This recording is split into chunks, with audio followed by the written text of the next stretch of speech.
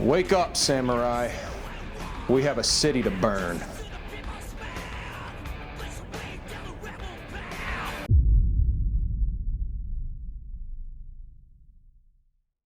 Just a few short months ago, I experienced a little game called The Witcher 3 Wild Hunt for the first time. And as many of you are well aware by now, I liked it.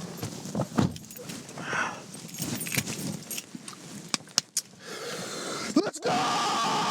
A lot. But since popping that platinum trophy, I have had my eyes set on another game made by CD Projekt Red, Cyberpunk 2077. In this video, I will be conquering the world of Cyberpunk and all it has to offer. The big, beautiful open world of Night City, the roller coaster of emotions that is the main story, and a DLC that is supposedly one of the greatest expansions ever created. Cyberpunk 2077 just might end up being one of my greatest experiences yet. And by the way, chooms, this video is sponsored by War Thunder. Do you like military action games that are also free to play on PC, PlayStation, and Xbox? With a focus on sea, land, and air combat spanning over the course of the last century and features epic, large-scale battles and locations all across the world. What you think about that, Choom? Well, you are in luck, because War Thunder is the definitive military multiplayer vehicle combat game. Between the immersive experience due to the graphics and sound design, the variety of play styles you can choose from, the customization available for each individual vehicle, and most importantly, big explosions,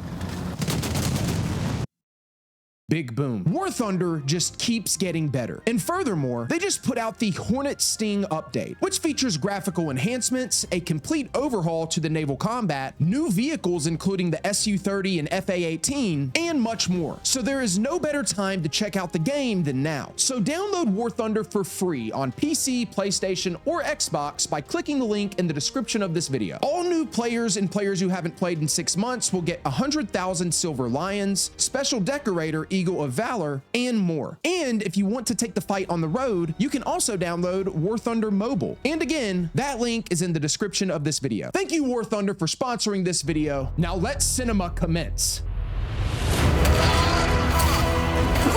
Yes! Oh my God, we did it! Oh my God, this is it. That was it. Oh my God!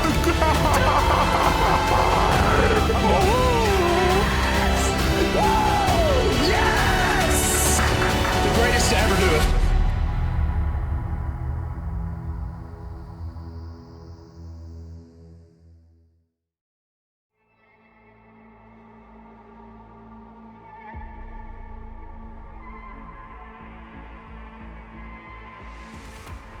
Ladies and gentlemen, welcome to Cyberpunk 2077. This has been a series that has been long anticipated by probably me more than you. It's no secret, I kind of like The Witcher 3, okay? Just a little bit, just a tad, okay? The Witcher 3 was kind of a good game to me. So this is a game that was made by the same developer, CD Projekt Red, and it's a game that has, throughout the years, really had quite the redemption arc. When it came out, it was freaking a disaster from what I heard. Just bugs, the game was borderline unplayable. But then throughout the years, you know, they've done a lot of work to it. It's supposedly very, very smooth and very good now. And then they dropped the DLC, which is like considered to be the greatest DLC ever made. CD Projekt Red has a good track record with DLCs. But anyway, I hope it lives up to the hype. Please drop a like, subscribe. Let's get it. The story of Cyberpunk 2077 takes place in a futuristic dystopian world. More specifically, the metropolis known as Night City. In the year 2077, society is heavily influenced and run by corporations, whose greed and corruption run deep in essentially every industry in the world. Human beings have also mastered the art of cybernetics, which is basically the integration of human beings with technology, or as it is commonly referred to as cyberware. The use of cyberware is an extremely common practice in the world of cyberpunk. Cyberware is used as fashion, it's used for combat, it's pretty much an integral part of society at this point. Did I mention I watched the anime? Stupid. In this story, we will be in the shoes of a character known as V, a paid mercenary for hire trying to make a name for themselves in Night City, the most dangerous place on planet Earth. But first things first, I had to decide what my V would look like. Wait, now that sounded kind of, okay. Oh, I actually don't know if there's any difficulty related trophies. F it. Okay, we got Street Kid, Nomad, and Corpo. F it, we'll do Street Kid. Okay, body type. Go with the dude. Skin tone. I'm pretty white, you know. Hairstyle. Oh my God, how many hairstyles are here, bro? Ooh. Nah, that's the one. Oh, nipples. No nipple. It's kind of weird. Body tattoos. Dang, dude, this is really in depth, bro. No scars. Genitals.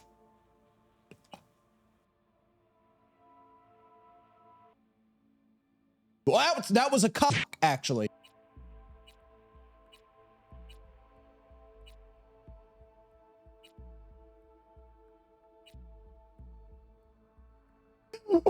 What is happening, bro? All right. I think I'm good, man. Okay. All right. Yeah, that just really threw me off.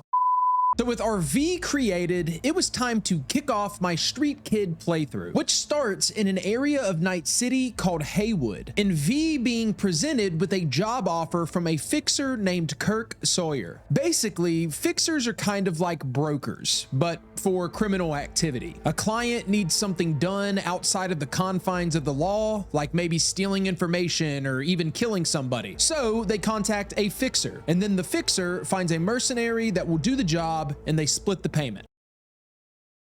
Did I mention I watched Edge Runners? See, dude, it just does, it's not the same. It just doesn't work. And this job in particular from Mr. Sawyer was for stealing a luxury car from a well-known corpo. And V, being the ambitious merc that he is, accepts the job, which ends up being a complete and total disaster. Because as it turned out, there was another merc that had his eyes on the car as well, an individual known as Jackie Wells. And long story short, V and Jackie are caught in the act of stealing the car by the police, but somehow make it out alive. And oddly enough, this ended up being the start of a beautiful friendship. Hello there, Night City! Stanley here with you, and we got another day ahead of us in this city of dreams.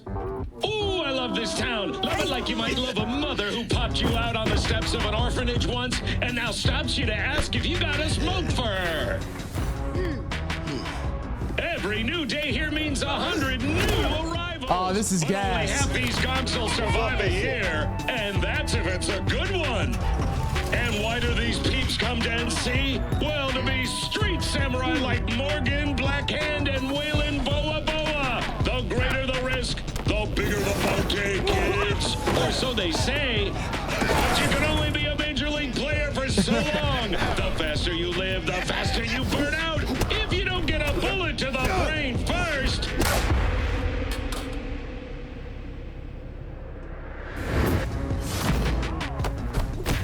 Oh, this is hard, dude. NC's legends. Know where you'll find most of them? The graveyard. Matters not where you're from. Matters not where you start. What matters here is the walk you walk. In Night City. The city of dreams. That's tough, dude. And just like that, we jump forward 6 months later, and V and Jackie have made quite the name for themselves as a merc duo, finding themselves on yet another job, this time for a fixer known as Wakako, which would also just so happen to be my first true exposure to the combat and gameplay of Cyberpunk, as well as my first trophy. Oh, we got a trophy. Become a mercenary. Trophy 1 is down. Let's go. Another iconic journey in the Rob cinematic universe begins. Oh yeah, V, you're coming. Yeah, I'm ready. We here now. Woo, woo, woo. I'm kind of ass, low key. All right, I haven't played a first-person shooter in a hot minute, guys. I'm just gonna warn you. It's been a hot minute, so please bear with me. Hell yeah! Hell yeah, Jackie. Don't see any movement on the sensors. Looks like you got him. You're clear to go. Look around. Gotta be there somewhere. That's pretty dope. Jackie and V go on to successfully complete the gig. And shortly after that, I was finally introduced to the beautiful open world of Night City. CDPR really is the GOAT, man. Dude, the way it's insane. The way CD Projekt Red is able to just grab you and just say, come here, get in our world and like it. The following day, Jackie presents V with another potential job opportunity from one of the most popular fixers in all of Night City. I mean, maybe it's not as big as that, but just that he's fronted by a little-known someone named Dexter Deshawn.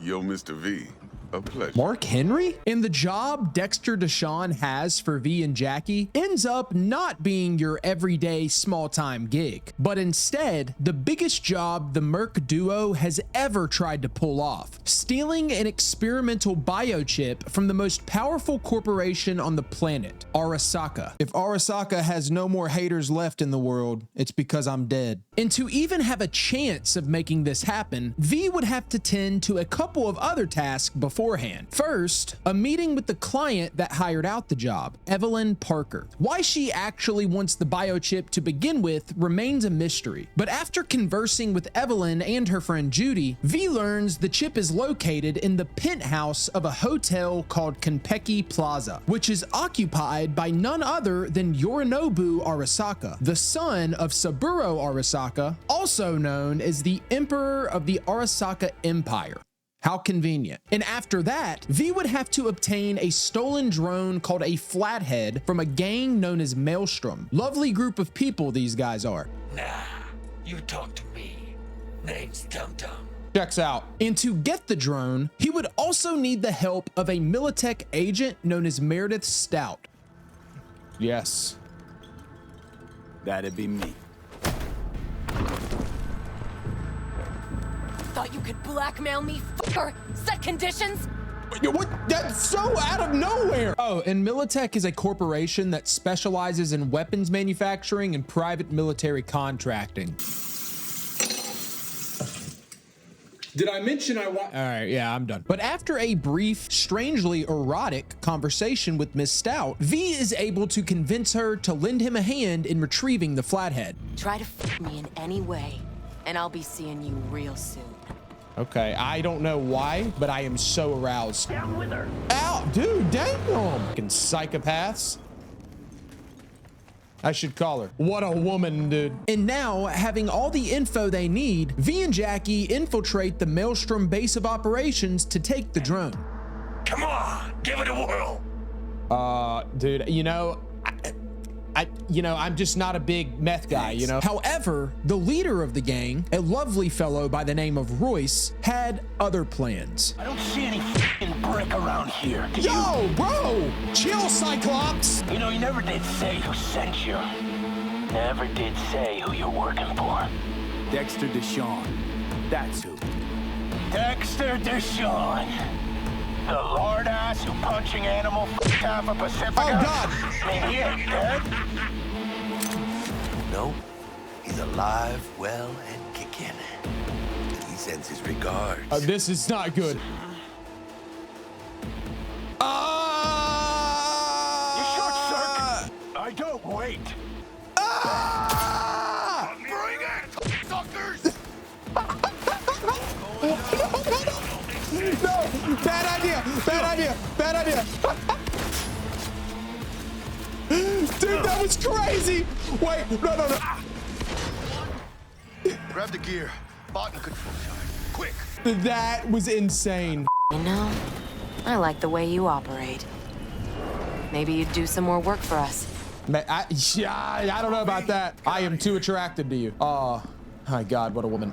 Once the flathead was secured, V and Jackie suit up and head for Konpeki Plaza, playing undercover as two arms dealers, staying at the hotel for a business meeting. After some preparation with the flathead, a little bit of recon, and waiting around for the right moment, the two break into Yorinobu's suite to steal the biochip, which they did successfully manage to do. But, to no surprise, things did not all go according to plan. Too late. Yorinobu's about to walk in. Find cover. Oh my God. We're in. Oh Which my won't God. solve our problem, T. I fucking know our problem's still there. That dude freaks me out. I thought Adam Adam Smasher. Nuh-uh. No freaking way. This isn't happening. Saburo Arasaka? His dad? The Emperor. Oh, this is crazy. Adam Smasher, dude. That is badass. That guy over there. He's terrifying. Saburo Arasaka. Shut up, Jackie. And basically, Yorinobu, the son, stole the biochip from his father and had intentions of selling it. Obviously, the Emperor took issue with this and considered it treason. And little did I know, this is the point where Cyberpunk really begins. 息子の不甲斐ない姿を目の当たりにして心を痛めずに済んだのだからな。おしこれで誰のことも許す必要はない。I knew it. Bro's a psycho, man.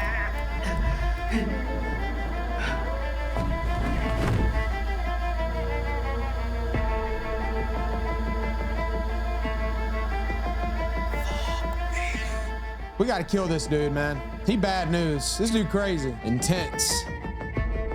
This track, dude, this music. I wish to put the hotel on lockdown. No. May I ask why? Saburo Arasaka has been murdered. Oh no. We're definitely about to get framed for this, right? What the f just happened in there? Yorinobu. Just offed Saburo. What does he got, though? Window, now! Let me get that. And with the death of the Emperor, that made the two mercs hiding in the closet of the penthouse when it happened the two primary suspects, obviously. But there was no turning back at this point. So V and Jackie make a run for it. Arasaka security hot on their trail. After jumping off of the building in an attempt to escape, both mercs end up in pretty bad shape. But more importantly, the biochip casing was damaged in the process. And after making a call to the client, Evelyn Parker, they found the only way to salvage the chip was to insert it into one of their neural ports. And Jackie, being the brave man he is, volunteers for the task. However, they still have to make it out of Konpeki Plaza alive to finish the job.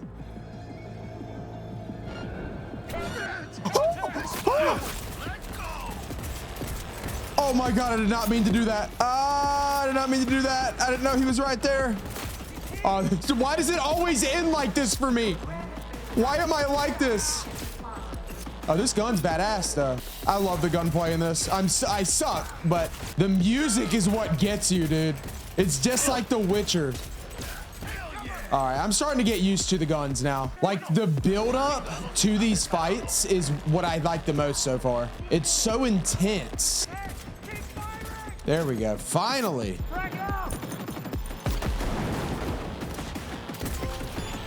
Hey, look at that. We got a trophy right back at you. Kill or incapacitate an enemy who threw a grenade at you, okay? It's kind of random, but all right, second trophy. Oh my God, Jackie, get up. Don't be a pussy, Jackie, come on. Delamain, got it! We'll have problems if you don't fucking drive! What happened to that combat mode you had? How's our ride looking? Tip-top, though alas, we are being pursued. Sweet. Please. That's Adam Smasher. Oh!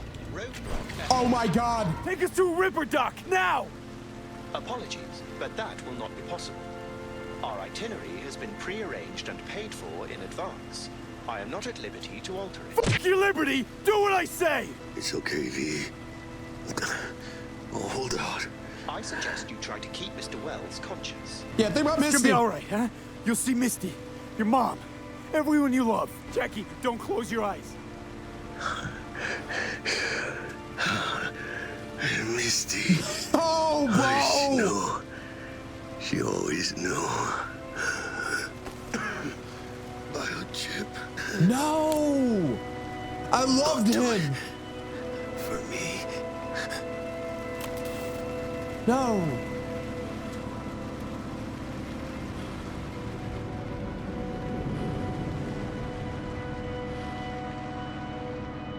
Worst game ever. Worst game ever. Mr. Wells has passed. Where? Shut up, Delmain. See you in the major leagues, Jack. Oh, my heart, bro. With the unfortunate passing of Jackie and the relic now tucked away in V's neural port, V rendezvous with Dex to plan out what they should do next. Peek inbound. All right, then. Yep.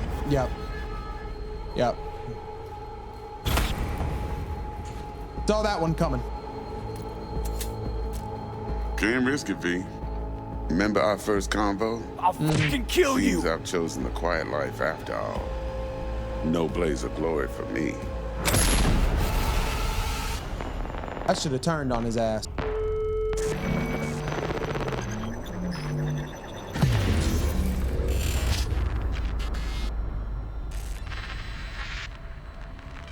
Oh, so we're just getting started, is what you're telling me, basically. Interlude. We got a trophy. The lovers steal the relic. This is absolutely insane. Oh my God. I'm so locked in. I am so locked in. I'm so locked in. I can't let you on. Hey, we're chill.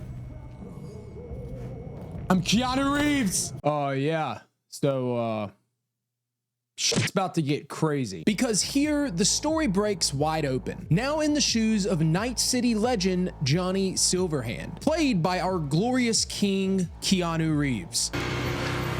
I know Kung Fu. Silverhand was a popular rock star and member of a band called Samurai back in 2023. And through the lens of a flashback sequence, we get to see Johnny and some of his accomplices raid Arasaka Tower and set a bomb off inside, killing thousands in the process. And also running into a familiar face.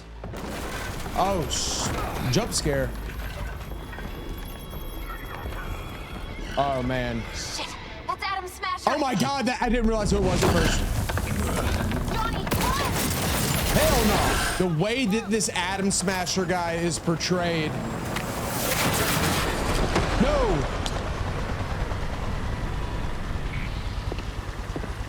Oh no, that's him. Smasher. Told you, Johnny boy. Told you I'd end you someday.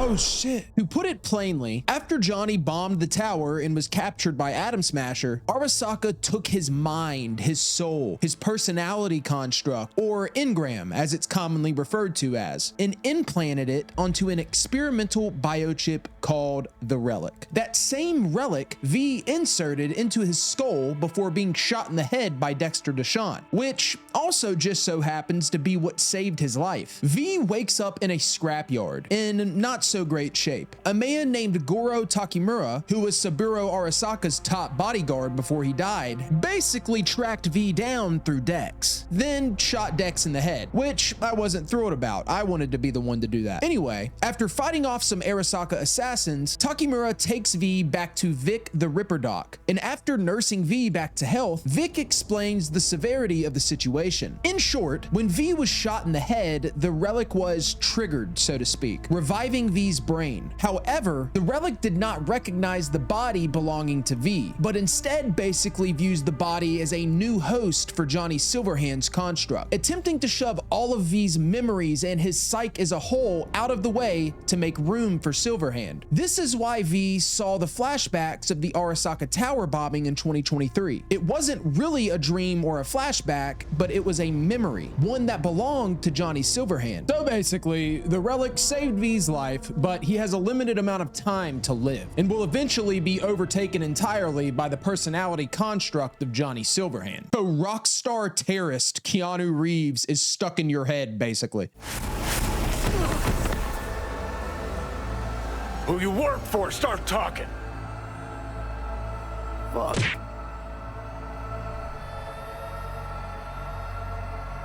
Fuck.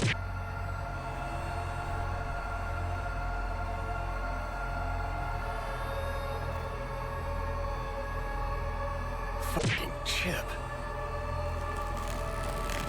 Rip the thing out myself. No, wait! See you never, asshole. Now like that. Stick some iron in your mouth and pull the trigger. Hey, yo, bro, you're so mean. I can feel it. Our minds touch them. I'm like mold on fruit, creeping into you. Nothing I can do about it. You hear me? I'd puke if I fucking could. It's just a copy of the engram. I'm out there somewhere. Gotta be.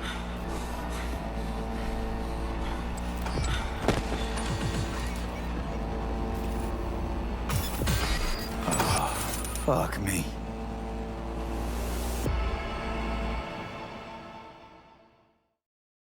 So yeah, that's Cyberpunk, or the gist of it. But now it was finally time to get out there and explore the world of Night City and all it has to offer. And it did not take long for things to get interesting. All right. What? Hey, you! I gotta get to a Ripper, man. What is wrong? Hey, you! What's wrong? Depends. What's wrong with you? You serious? You want my patient history too? What? I just want to be sure it's no cyberpsychosis or anything. No, it's a normal implant malfunction. Happy? You helping me or what? Okay. All right. Come on. Let me guess. Mr. Stud XCV19. Mr. Stud. Yeah. How'd you know? It's a series. Got recalled. Still selling it on the street though. Just our luck. Those were children. Bro is hurting. Okay, we're. Hey, you after? I'll call you. But. Oh my God. It hurts. It hurts like a motherfucker. Flaming crotch man. I love this game. Look at us. Finally learning how to drive, dude. Look at us. I'm proud. I'm proud of the work we've put in. Oh my God, I just killed a man. Oh, dude, there's blood every. You are what you fucking do. So say it. Say you're a gonk little bitch and I'll let you live. How about a little joke instead? What lies on the ground, pissing itself, and begging for mercy? What? You.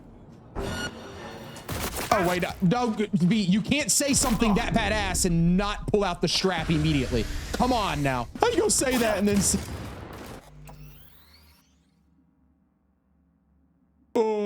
what lies on the ground, pissing its pants, begging for mercy? You. Now put him up, Buster. Wish you dropped dead.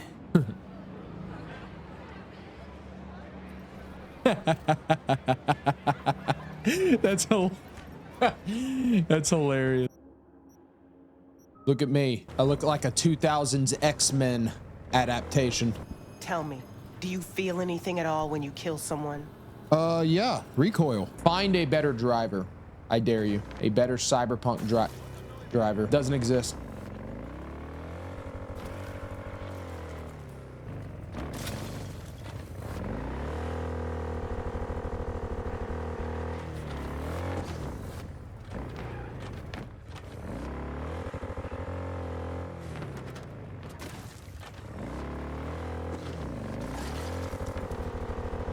All right, so maybe we just go on foot.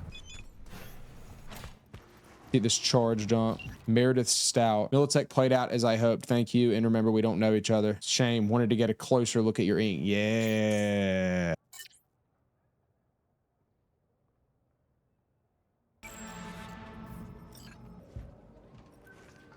Ooh, I'm about to dive in. Bet you didn't expect to see me here. All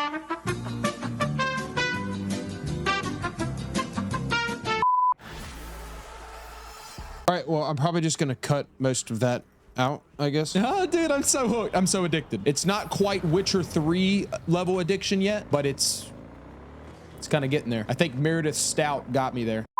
Full disclosure, I spent literally days just exploring and doing side stuff. This world is extremely easy to get lost in, I'm not gonna lie. But eventually, I did find my way back to the conflict at hand. You know, V dying and all. Basically, V has a couple different leads to follow in hopes that one of them can help fix his mind and save his life. First, we have Takimura. He essentially wants V's help exposing Yorinobu for murdering his father, with V's testimony being the proof. And of course, in exchange, he claims they could help with the biochip. And the other option for V was to track down Evelyn Parker. Considering she was the client that wanted the biochip in the first place, it only made sense that she might know more about the relic and how it works. And this leads to a long series of quests, and it gets pretty hectic, so try to keep up. V begins looking for Evelyn with the help of Judy Alvarez, whom we've met already, only to discover that Evelyn had gone missing. It turns out Miss Parker is what they call a doll, which is exactly what it sounds like. Cyber hooker. So we go to this place Evelyn worked at called Clouds, which is a dollhouse, which again is exactly what it sounds like. We find out there Evelyn got wrapped up with a ripperdoc named Fingers. Oh, and I met her old boss, guy named Woodman. It went well. Well, aren't you the king of fuck-ups? You're not helping. It's a disaster, bro. That was awful. Why am I like this? So then we head to Jig Jig Street to find this Fingers character to see if we can extract some info out of him. Yes, hello. What can I do for you? Orson Jr. And this also went well.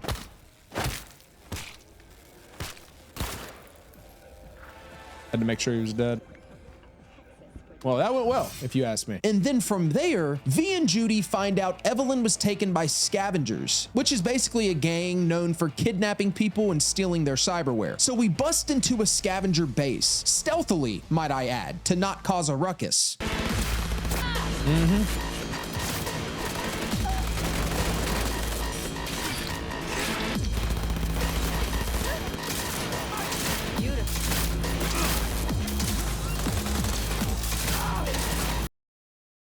It went well. And lo and behold, we find Evelyn Parker at the scavenger base in not so great shape. After bringing her back to Judy's apartment for recovery, Judy was able to extract what are called brain dances from Evelyn. These are basically a type of technology that allows you to record somebody's memory and then relive and experience that memory for yourself as if you were actually there. Commonly used for adult X-rated content, if you will, but also used for psychological treatment and other types of entertainment. I watched the anime. Through these BDs, Judy and V learned that Evelyn was actually contracted out for the relic job by a Pacifica-based gang called the Voodoo Boys. And also through another BD, they learned that the Voodoo Boys are trying to get in contact with somebody named Alt Cunningham, who just so happens to be a person tied to Johnny Silverhand's past. Thanks, Judy. No, V. Thank you. You're a good person.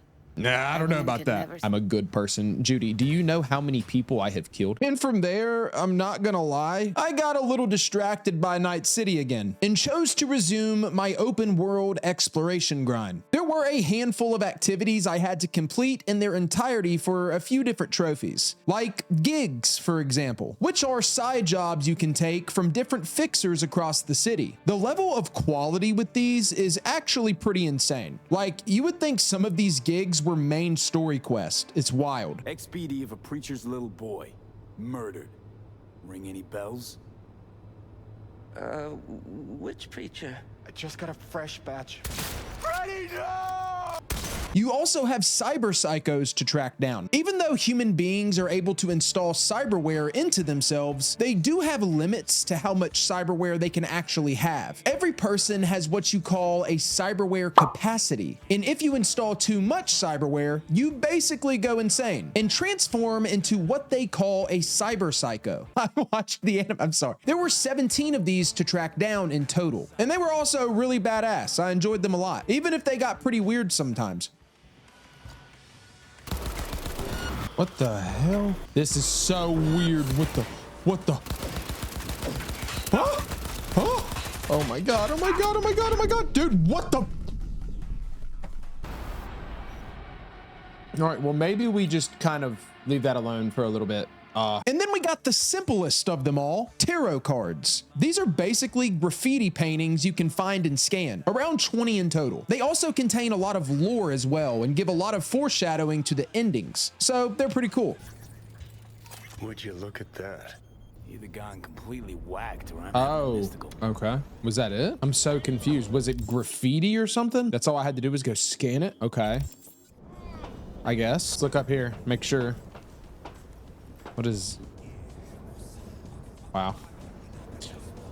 Okay. All right. Well, that's not it. Okay. And finally, the grindiest of all the side activities, NCPD scanner hustles. These are just little jobs you can do for the Night City Police Department, like an assault in progress or shutting down some gang activities, stuff like that. In exchange for eddies, of course. And let's just say I had my work cut out for me on the scanner hustles. Oh my God. What in the Assassin's Creed? Oh, we got a trophy. True soldier. Killer incapacitate 300 enemies using ranged weapons. Oh man, I think I kind of like this game. But I ran through each district, clearing the map as I went, and managed to pop a few trophies along the way. One for getting max street cred, one for upgrading my cyberware, and one for shooting a grenade out of the air. And after a few hours of grinding, I found myself at the last tarot card I needed for another trophy. But let's see, we might get a trophy here actually for scanning this. Yep, there it is. The Wandering Fool. Find all of the tarot, I mean, it's tarot to me. Graffiti for the job, Fool on the Hill. But now it is time for the real game to begin. Y'all know what I'm talking about. V begins searching for a man by the name of Anders Hellman, a bioengineer who is believed to have played a big part in the creation of the relic, and who V believes could be the best chance at getting Johnny Silverhand out of his head and saving his own life. So naturally, he needs help finding Hellman. And what better person to ask for a hand than the top fixer in all of Night City, a lovely lady by the name of Rogue, who also just so happens to be Johnny Silverhand's ex-lover. Go figure. How she's so fine at 103 years old is beyond me, bro. But anyway, V convinces Rogue to help, using eddies as a motivational tool, of course. And then Rogue delivers some intel on a high-profile AV transport carrying an anonymous person. And that anonymous person had to more than likely be Anders Hellman. So the plan going forward for V was to decommission the AV, extract Hellman, and interrogate him. However, V would not be able to do this alone. And that is when Rogue links him up with a special someone. Know any hickmerks? Just one. Panam Palmer.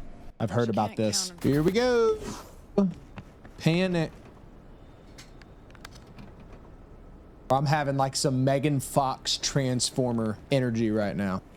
Nah, but she wearing a bodysuit too. Y'all see it? Tell me all you know. Fail, and you can run back and tell Rogue to right off. I think I'm in love with you. All right, deal. But if you want your thing done, we'll need to get my Thornton back first. So where is it? Yep, I'm in love with you. As Panam just mentioned, the only way she will lend a hand with Hellman is if V helps her get her ride back, which was stolen by a nomad gang called the Raffins. So we quickly got to work, V doing his best to make some good first impressions. Looks like you're stuck with me. Mm-hmm. You disappointed? I don't know. Maybe a little, yes. Oh, don't worry, Panam. I'm a level 43. 44, actually. You see that, Panam? You see what I'm doing here? That's pretty cool, huh? See how fast I am? Do you have anyone you would call close? Ivy, Riz. Not right now, no. Could just be a matter of time, though. Okay. Yeah, planting them seeds, baby. You think she likes me, guys? Do you think it's going well? I think it's going well. Grab the jumper cables from the trunk. We'll boost it from the car battery. Wait, what? I'll set up on the tower. We'll have the whole intersection on a platter. You flip the breakers when I give you the signal to do so, understood? Yes, ma'am. I got you, V. But to make a long story short, the duo tracked down the vehicle, taking down an army of Raffens in the process. And more importantly, getting to spend some quality time together afterwards at none other than the Sunset Motel.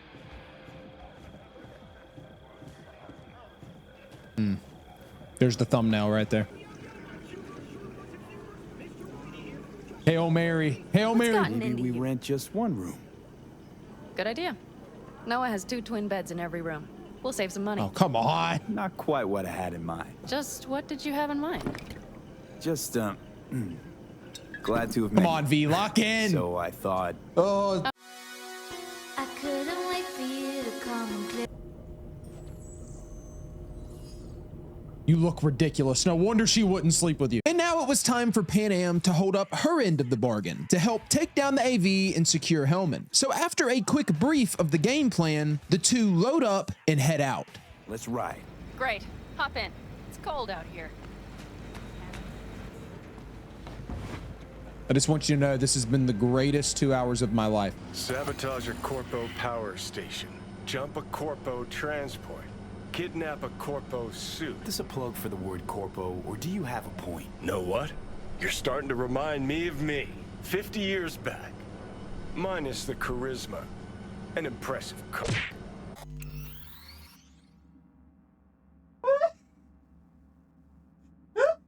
That's the funniest thing he's ever said, bro. Oh my God. God, I love Johnny so much.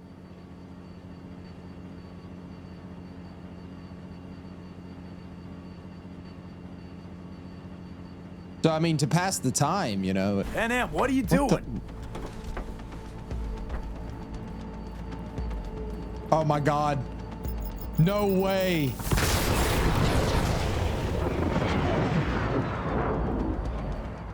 Please marry me. Please marry me. This has to end happily ever after. Just me and you. You are my Yennefer, Panam. After knocking the AV out of the sky, V and Panam managed to track Hellman down to a nearby gas station. And after a brief shootout, V manages to capture the target and takes him back to the Sunset Motel to do some old-fashioned interrogation. But unfortunately, Hellman basically tells V that there's nothing that can be done. The biochip was experimental and was still in trial, and the relic has already done irreversible damage to V's neural network. So in simple terms, V is as good as dead, and there's nothing he can do to stop it. However, Hellman was able to give V a blueprint of the relic and his brain, which could be of good use later on. This heat. Oh, we got a trophy. How about that? Interrogate Anders Hellman. All right, we're making some progress, baby. Oh, dude, I'm loving it. It's getting really good. Panam, bro. I need her. I need her back in my life. I need to see her again. I couldn't wait for you to come and clear. She texts me, bro. She texts me. What do I do? What do I do? Okay. Who says okay to that? No, absolutely not, V. All right, there we go. You don't leave me on red. Text me back, please. Text me back, please. Every time she texts me, she got me giggling and kicking my feet and shit. Take care. Talk soon, V. She said talk soon. She said talk soon. I mean, I'm so in. I'm so in.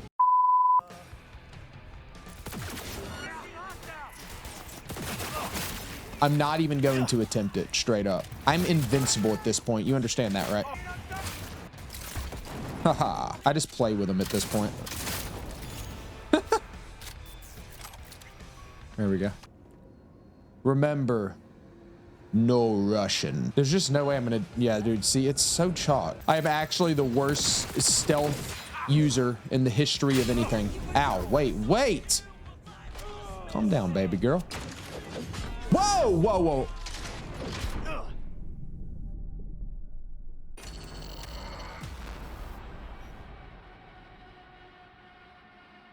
I am not indestructible. Bro, she is a demon, brother. Here we are.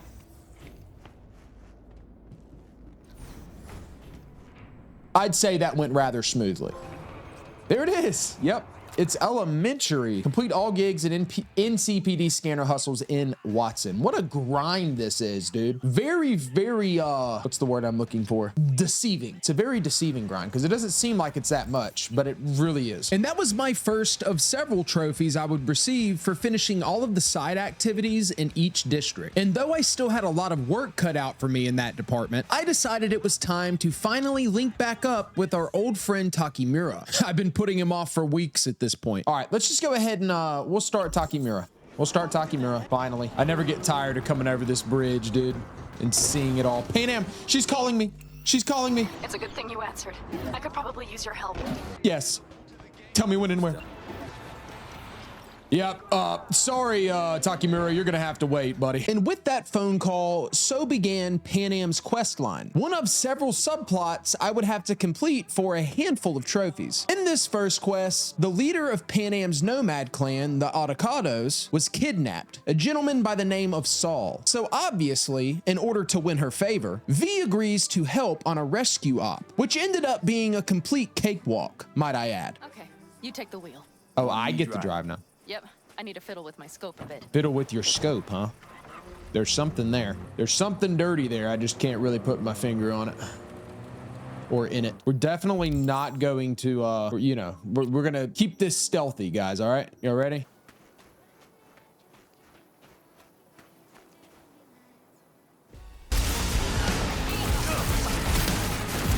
It's fine. Everything's fine.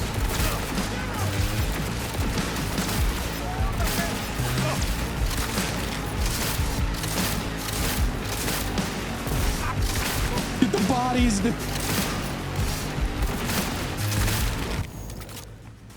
That went well. To summarize, we managed to rescue Saul, and after fighting off some Raffin reinforcements in a badass car chase, the three get caught in a huge sandstorm and have to lock themselves in an abandoned hut for the night to take shelter. And this brought us to the most important, crucial part of the entire playthrough. You know what I always liked about nomads? Hey, wait. We gotta, oh, okay. Use the dialogue option related to V's life path 10 times. Okay, then. To be honest with you, I'm just trying to get Panam to sleep with me, kinda, you know. So, just me and you now, huh? Mm-hmm. I couldn't ask for more. Ma'am, I'm sure you'd be cozier with your shoes off.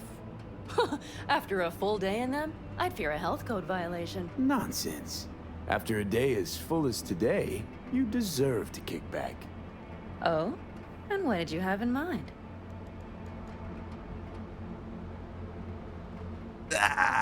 Is that too much? What a day. Got a few ideas. Think you know what kind? V, no. It's really nice as is. Let's not spoil it, okay? Oh God, what did I do? I'm sorry. I'm so embarrassed. V, I'm glad you came. Really. Thanks. It meant a lot to me. Oh, what did I do? What did I do, bro? No. Did I ruin it? I couldn't wait for you to come and clear. Hold up. About last night.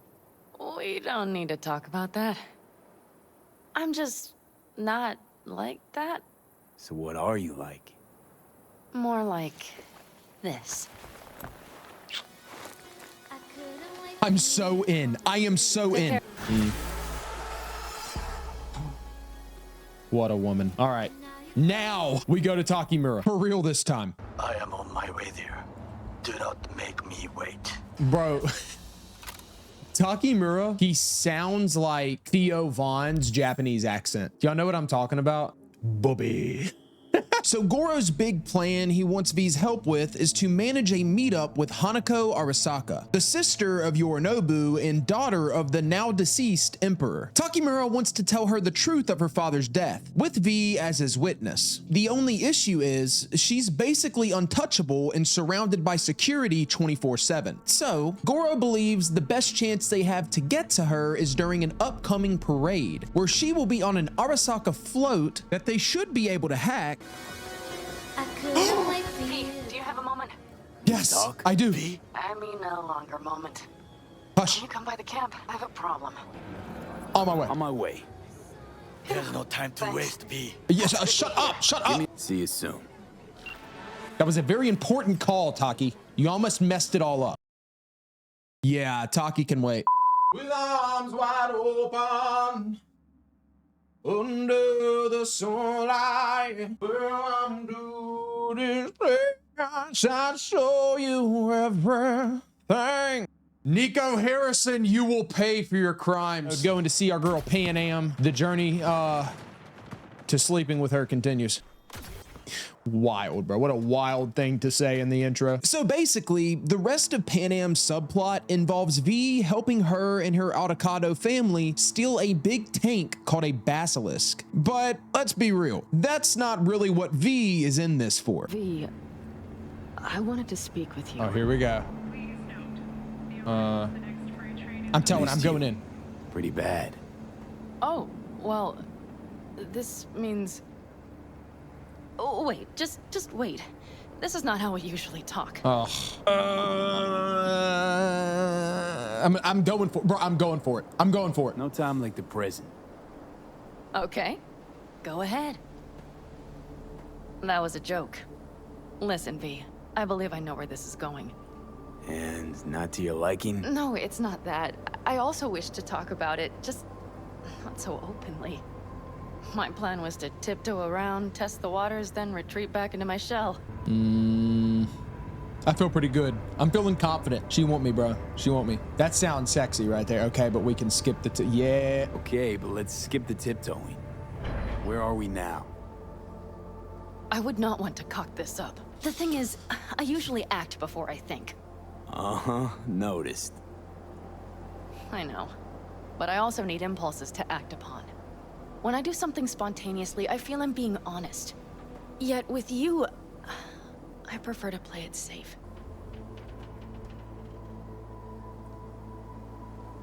See, I got rejected last time, bro. I'm so scared. I'm going for it. Full send, boys. Full court. Full court live. Try following the impulse next time. Okay. Well, in any case, you've been warned. All right. Let's We're so in. Others. We're so in. We're so in. Then you rode in with your hair in the wind, baby. Gonna stand here awkwardly or... Ow, ow, dude. Oh, how embarrassing. How embarrassing. I'm sorry. I should just go. Gotta keep set. We gotta stay firm. We gotta stay. There we go. Oh, just doze off. Cold out here.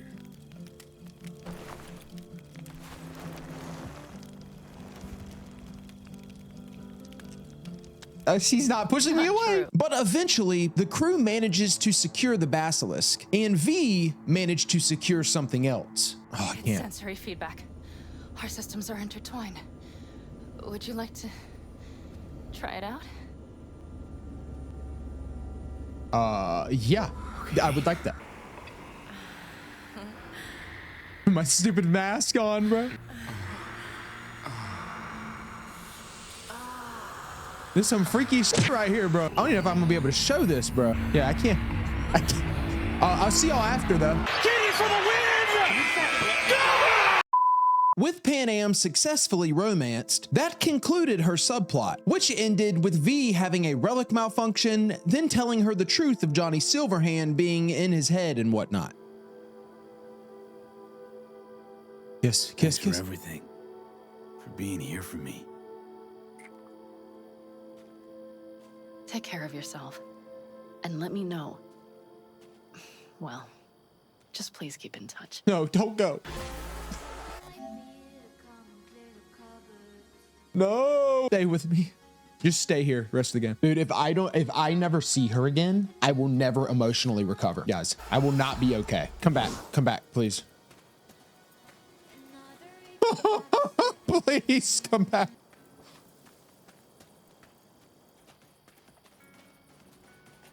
Where's she going? She's talking to. Please just acknowledge me, please. This number is temporarily unavailable. Please leave a message. So, went to your funeral. God, sounds weird to say, right? Mama Wells. Well, her heart's broken, but she's hanging in. She's tough. A lot of people showed, actually. Campo Orta sent someone too. Guy did read from a card. But, you know, there was a lot of respect and warmth. Wish you could have seen it, Jack. Sure you would have liked it. Oh, dude, I didn't know you could do that. My heart. After knocking out most of the remaining gigs and scanner hustles and popping a handful of trophies, I finally made it back to Takimura. For real this time, I swear. As you recall, the plan was to attend a parade and hopefully get Takimura inside the Arasaka float to talk to Hanako alone, while V was to take out some snipers and surrounding security. But they were met with an unexpected surprise. Not in a while. Time for a break. Fuck! Of course you're here. It's Oda. Oh, it's like a boss fight, bro. Dude, what the? That was so sick. Why was that so unnecessarily badass? What? I did not mean to do that. Oh, I did not mean to do that. I'm so scared. There we go. Yeah, that's what we like to see. Where you going? Woo! How? You must stand on your feet. I was not expecting that. I gotta utilize the... Where you at? It's like a freaking jump scare, dude. This guy's terrifying, bruh. We got this, though. We got this. Where? Dang it. He's healing. He's healing. Where is he? No! Dude, he healed that much? All right, I'm done. I'm done playing with him. I'm done playing with him. You want to play games? We'll play games, buddy. Ow.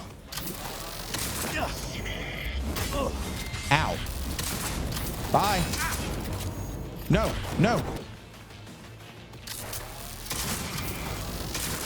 Die. Bye. That's so badass. Please, V. Show him mercy. There should be nothing standing in your way now. We press forward. The trigger discipline I just had, bro. It took everything in me.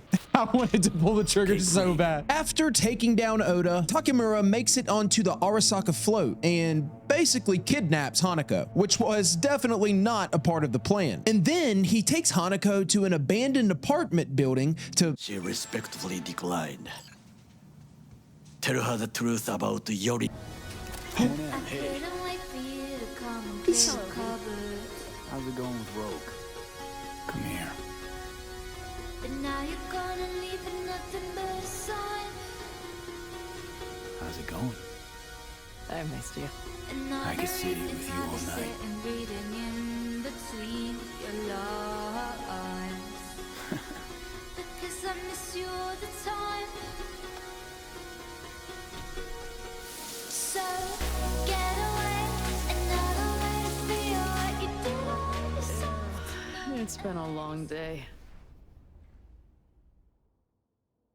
Oh shit, Takimura. Yeah, so anyway, Takimura takes Hanako to an abandoned apartment building to try and convince her that Yorinobu was the one responsible for her father's death. And it seems as if she isn't quite convinced. And unfortunately, there wasn't a whole lot of time to win her over because the conversation was cut short. I got a bad feeling about this.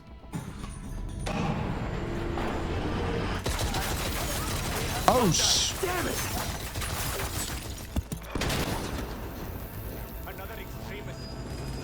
Oh, damn.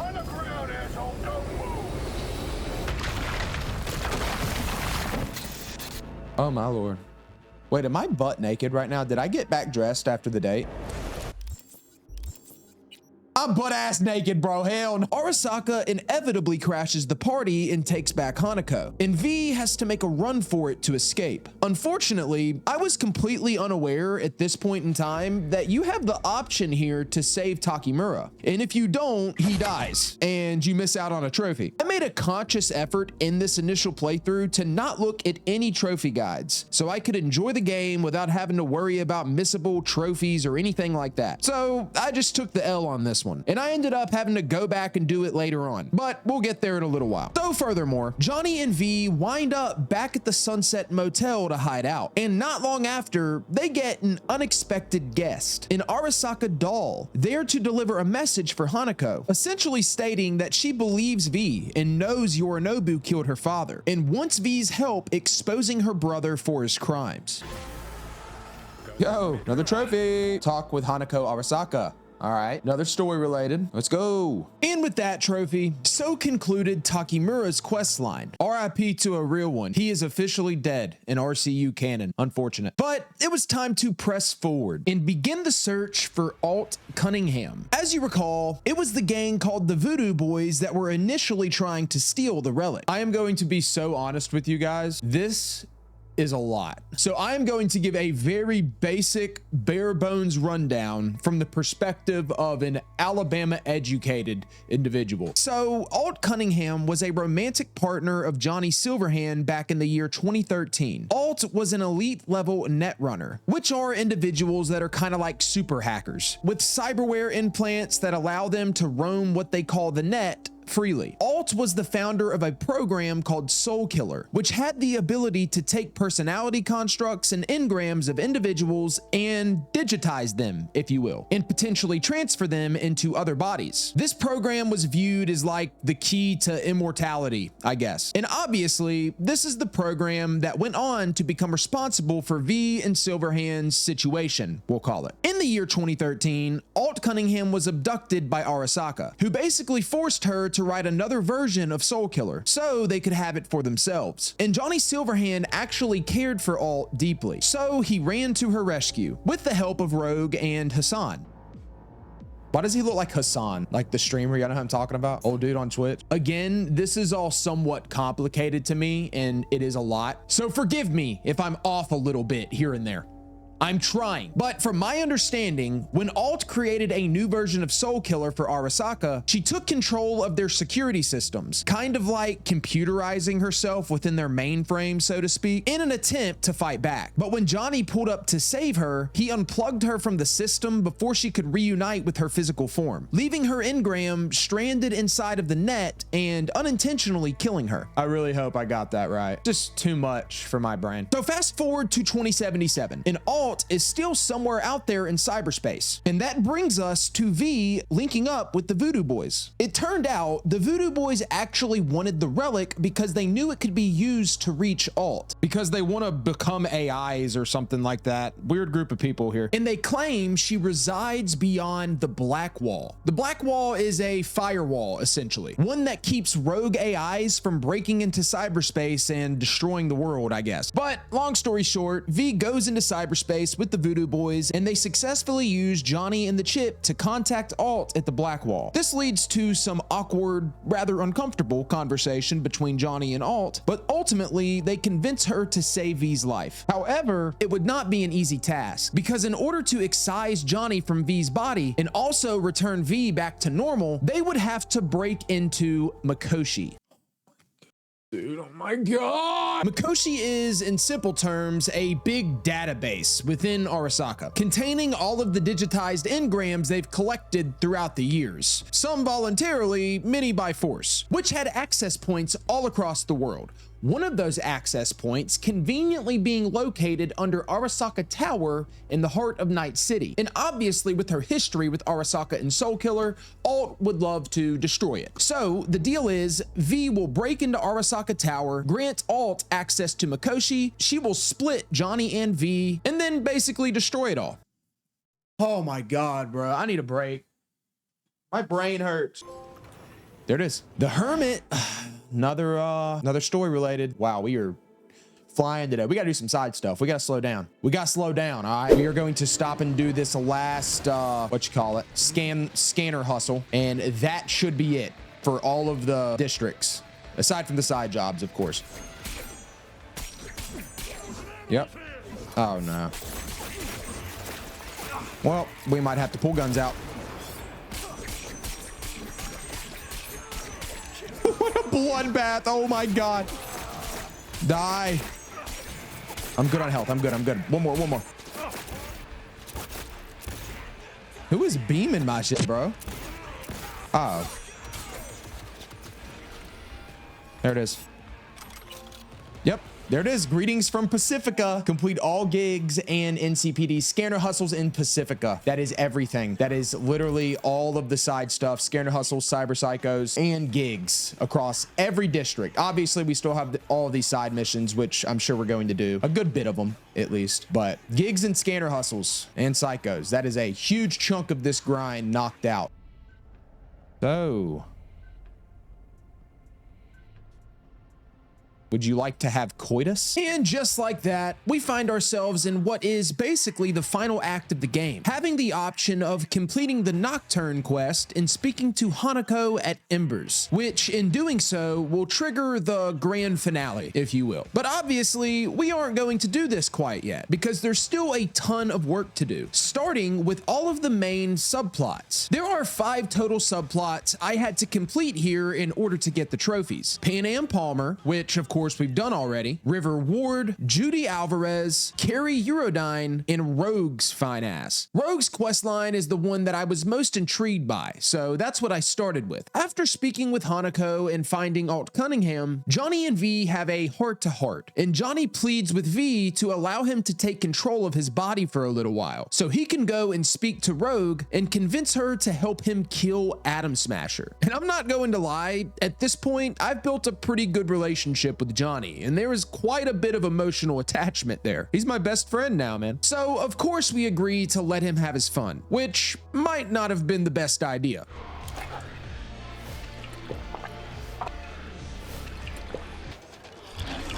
All right, Johnny, let's slow down. Johnny, brother, I'm the one that's gonna have to deal with the consequences of this. I thought we were supposed to talk to Rogue, Johnny. What is, ew. Left or right? Red pill, blue pill. Think I got something better. Fuck, I missed this. Hello, Night City. Ain't never letting him take control again, bro. Did we, you know. No. Gonk was too drunk. He called me early morning. Of course, I thought it was you. So you And would I have, thought- though. But regardless, the two team up to find Smasher. Not gonna lie, bro. Dunno.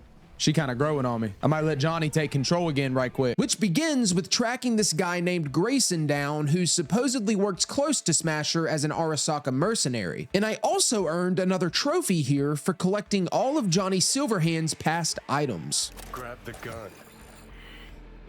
Not yours. Collect all items that once belonged to Johnny Silverhand. That's it? I thought I had a couple. I thought there were more. I really got all of his items. Hell yeah. We got his gun, bro. Let's go. I am Johnny Silverhand. Side note, I used this gun for the rest of the playthrough, and everybody was all up in the comments on my second channel. Rob, why are you using this gun? It's not good. The answer is quite simple. You don't need damage when you have aura. But unfortunately, after a little interrogation, the two learn that Atom Smasher isn't even in Night City anymore, as he was promoted to head of Arasaka security and now resides in Japan, and he's probably not coming back. So that basically ruined their entire plan. Smasher was completely out of reach. But even though Johnny couldn't get the closure he wanted in that particular situation, that doesn't mean he couldn't get closure in others. You ought to talk to her. You know, did promise her I'd take her to the movies long ago. Oh, good idea. Call her for me. Ask if she's free some night. Thing is, you'd have to surrender control. Again. Yeah, I'll do it. Whatever. I'll call her.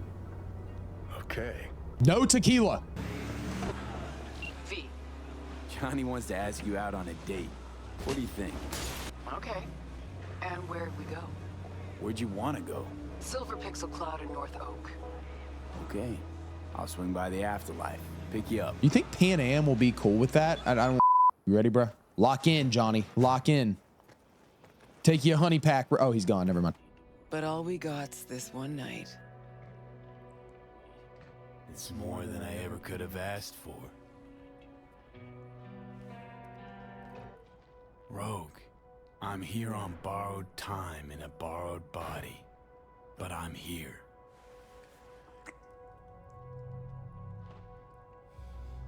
Panam definitely would not be cool with this, bro.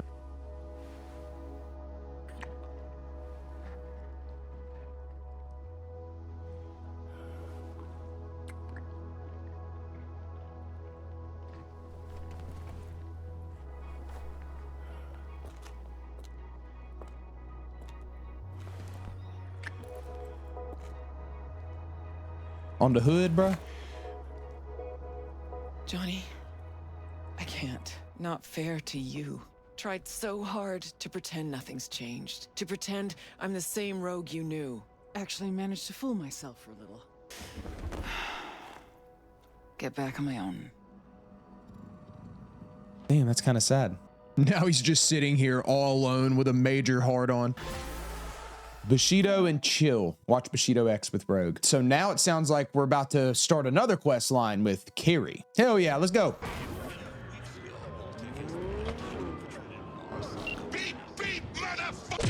Hey, let's talk. After wrapping up Rogue's quest line, I then met up with River Ward, an NCPD detective that needs V's help finding his missing nephew. This one was really weird, to put it lightly. What is this? Maximum pleasure. What's in here, though?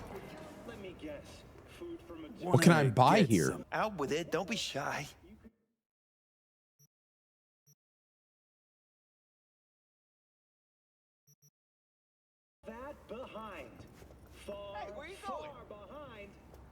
Let's just go wait for River, huh? No. Said I was done. I was out. Here we go. This guy. You come back here and sell me a dildo, sir. I'm not going to go into excruciating detail on this one, but basically River's nephew was abducted by this serial killer named Anthony Harris that kidnaps young men and treats them like cattle. Yeah, guy's a little out there, I would say. But long story short, V helps River save his nephew, leading to our next trophy. Great spot indeed. Oh, quit looking at me like that, bro. What is going on? What is happening? Kiss. Hell no. That's my bro, dude. I be kissing the homies sometimes, you know, but look at us. To protect and serve, complete River Ward storyline. So his is completely done. Let's go. Have you come to finish me off? No, just here to reset you. Guess I'll have to do it myself then. Whoa, easy. I am. You don't have other to ways jump. out besides suicide. What? Therapy? A colossal waste of time. Shrinks hate vehicles. Listen, from suicide, ain't no coming back. It's always worth looking for a better way. You patronize me because I'm a car. I'm not like you. Gotta try to come to terms with this thing called life, Del. One wheel revolution at a time. Fine, I'll go back. Homelander!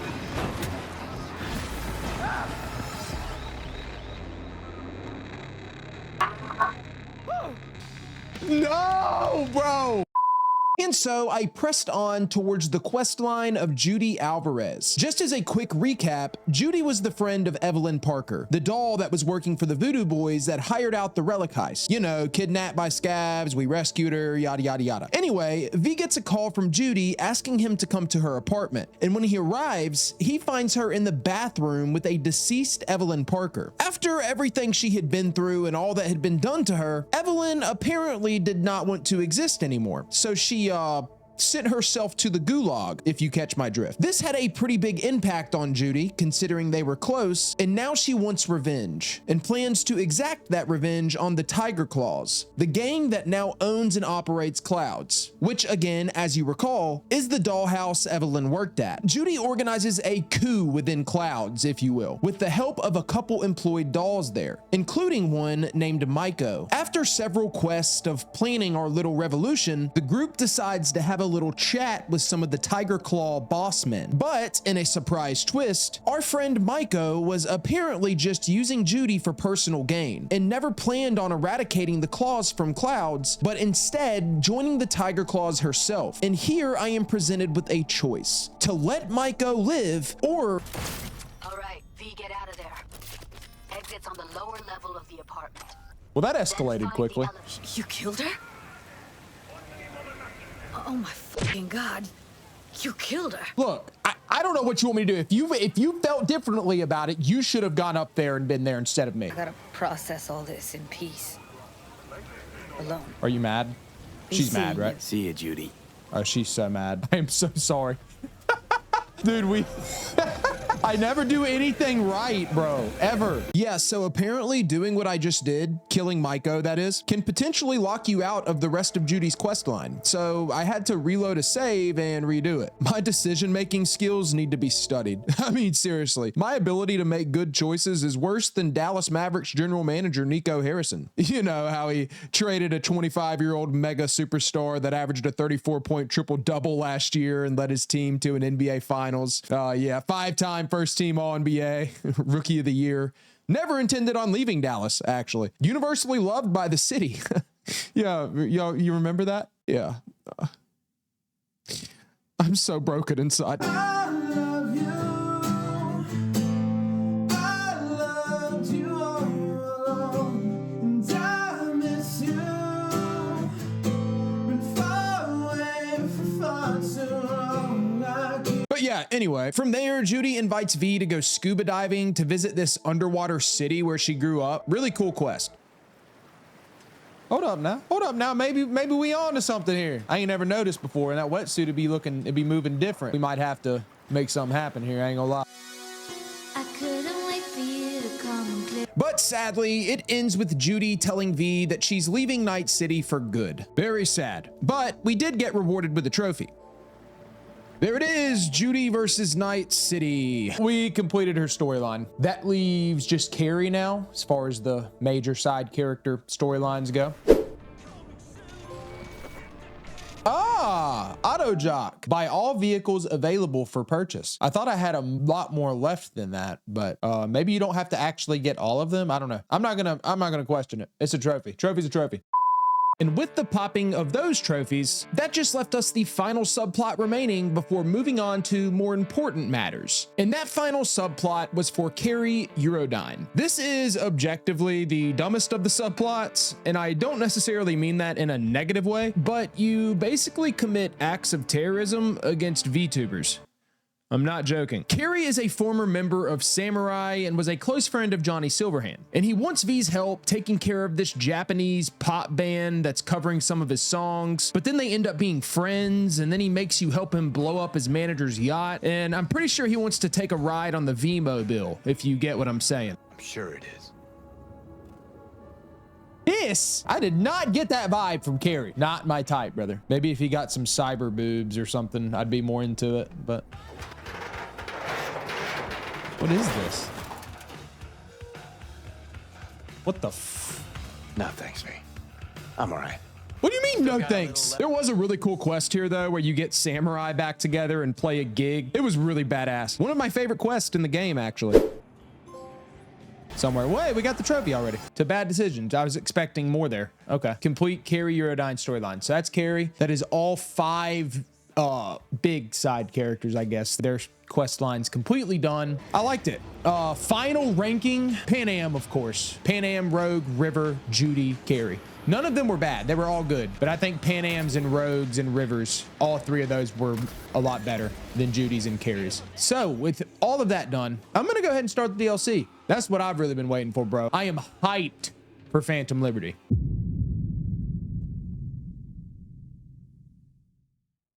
Cyberpunk Phantom Liberty begins with a phone call from a mysterious individual known as Songbird, who claims she can save V's life and fix his predicament, and that if he's interested, to meet her at the Dogtown border. Dogtown is essentially a war zone, a walled-off district of Pacifica and the most dangerous part of Night City, run by a militia called Bargist, and led by a man named Kurt Hansen, the most bad guy-looking bad guy I have ever seen. And when V arrives at the meeting spot, Songbird communicates with him via the relic and explains that she is presently on an aircraft with Rosalind Myers, the president of the new United States of America, and claims that they will soon crash land somewhere in Dogtown. And V needs to find and rescue President Myers before Bargist captures her. Phantom Liberty has a reputation of being one of, if not the greatest expansions ever. But to be honest, at this point, I had given that title to The Witcher 3 Blood and Wine. And quite frankly, Phantom Liberty would have to really knock my socks off in order to take that throne in my book. But little did I know, I was in for the experience of a lifetime. What's going on? Whoa! Oh no. Songbird! Oh no, bro, they're so cooked. V, the president! You have to... Songbird! God damn it! Oh no. Shit! Shit! Shit! Oh, whoa!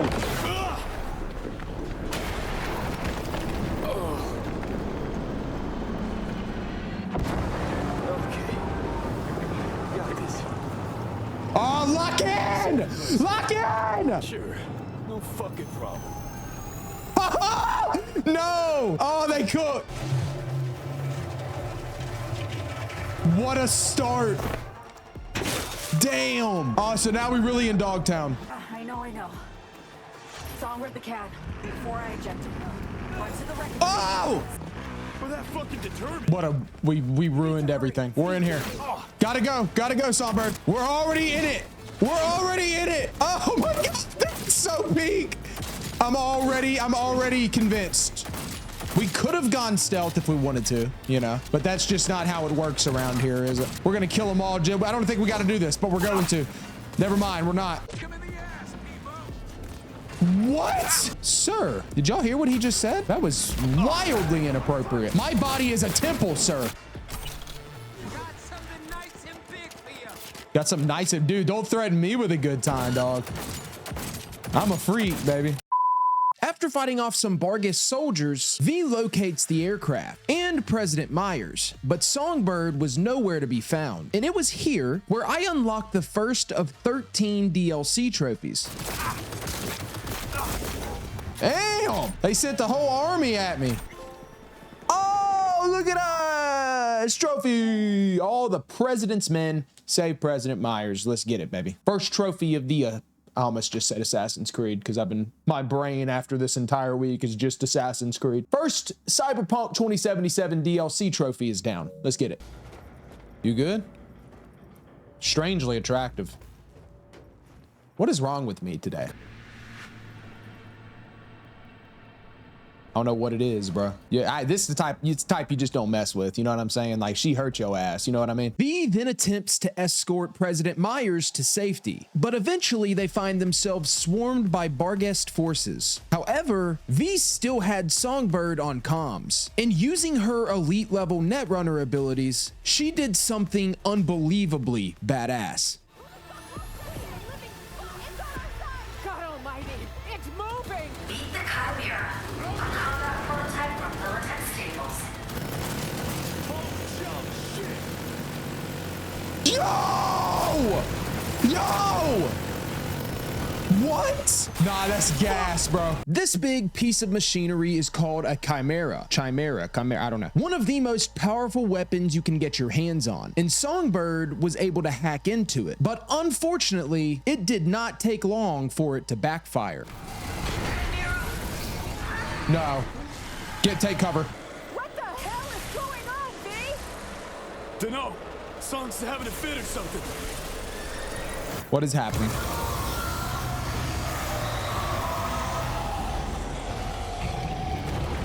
Yeah, go. Quick!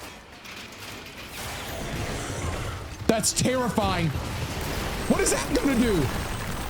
V, what are you? On your feet! Run!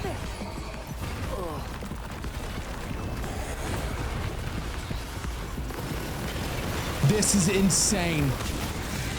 Shit. I'm saying, V, that's what I'm saying.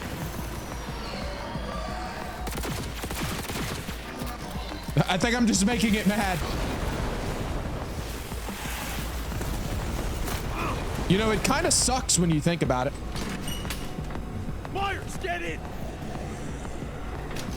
Go! Oh my God. No way. No way! You wanna play rough? You're gonna get rough.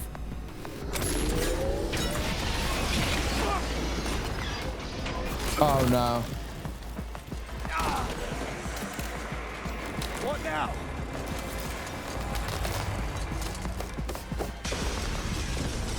Oh,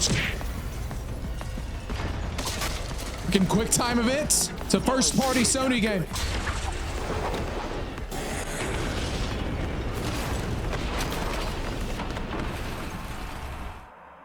Oh, how eventful. You're not dying on me today. I think I need mouth to mouth.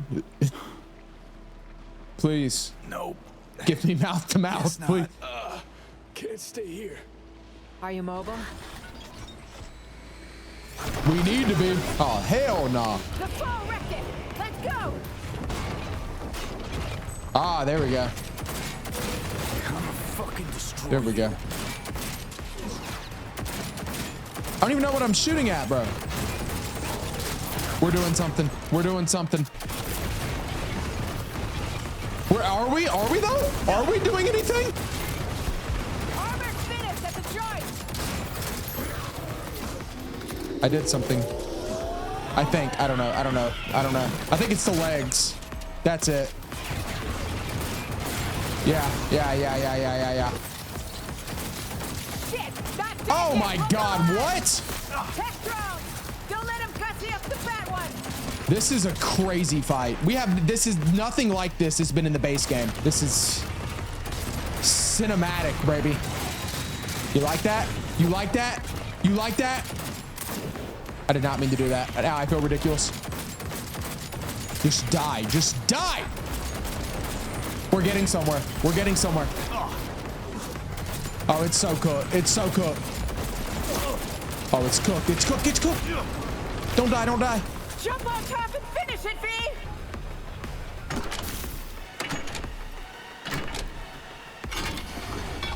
V, catch. Give it a taste. Rust and piss, shitbot. Bro. And we got arachnophobia. Defeat the Chimera. Okay, let's go. That was sick, bro. That was a badass fight, if I do say so myself. I don't know. Am I allowed to speak positively on video games anymore? As long as you're not getting paid for it, right? After defeating the Chimera, V loses all contact with Songbird, unable to reach her on comms. I'm sure it's fine. And V and Myers wind up in an abandoned apartment in Dogtown to hide out and plan their next move, until they were interrupted by these two guys named Jacob and Taylor. And I have the option of letting these two live or...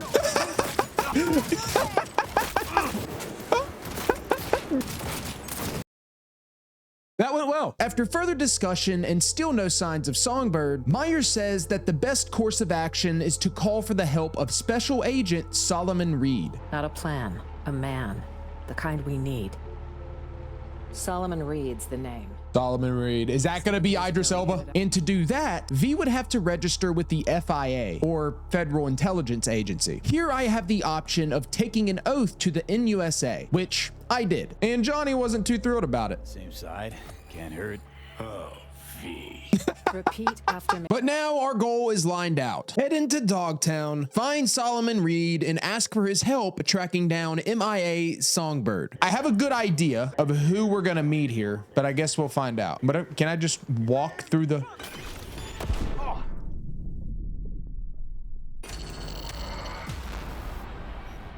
So you cannot, in fact, just walk through. Idris Elba, where are you? I have a peacemaker for you to kill. Bad joke. But nonetheless, V is able to contact Reed via an old analog landline. Many of you watching this video don't even know what that is. And after a quick conversation, the two meet up and formally introduce themselves, and then head back to the apartment building to meet with Myers. However, their route was interrupted by some Barghest soldiers, and I saw this as an opportunity to make a good first impression on our friend Solomon. Yes! Get me in there! Hold that real quick. Hold that real quick. Yes. Let me see him inside. I got you, baby boy. Don't threaten me with a good time. It's not looking good. I got you, Reed. Yes. Yes. We are a hell of a team, Idris Elba. I loved you in Suicide Squad, by the way. I thought that went rather smoothly. This is the start of a great friendship, Idris Elba. But once Hansen's goons were taken care of, the pair head straight for the apartment building and have a quick meeting with President Myers. Here, they discuss what steps to take next in finding Songbird, and learn that Songbird is actually Reed's former protege, if you will. And he's the one who recruited her to the FIA to begin with. And V has the option here of choosing to commit to the mission of finding Songbird, or to jump ship. We all got our reasons. Mine's even got a name. The Relic. If I don't find So-Mi, I'm literally a dead man. Seems we're all on the same page now, V. Which means we can help each other too. I have never trusted a character more in my life. Yes. Agreed. Think so too. Yeah! I don't know why. That handshake just made me think of that Arnold Schwarzenegger from that movie in the 80s. Dylan, you son of a bitch. Thanks for everything. You're welcome. Your fine ass. There we go, right there. Buy me a nice dinner sometime. You do this often? Invite presidents out on dates? Often enough. Okay. Dinner it'll be. All right, I need to make some calls. Yeah, you getting jealous, Reed? I'm gonna be clapping presidential cheeks. At this point, I decided to take some time to do a little exploration, because there were a handful of activities in Dogtown I had to look out for in order to get the DLC trophies. First up, we have vehicle contracts. These are very straightforward. You just steal these cars throughout Dogtown and bring them back to our boy El Capitan, and they could get interesting at times. All right, y'all, I got you, gang. I'm out here. I'm here. All this over a Honda Accord? And then, of course, we have gigs. These work identically to how they work in the base game. And honestly, they were even better. The storylines and lore within each of these gigs were top notch. And let's be real, Mr. Hands is the coolest fixer in the game. It isn't even close. However, none of that really mattered, because when it comes to yours truly, these always end in the same way. Where you at? Hey, whoa. Yeah. Chill. Gun down. Let's talk. You! Off your ass! Where's Whoa! No, wait, no, I was just, no, I was... Finally. You couldn't have done that Oh, okay. I'm just making sure we're on the same page.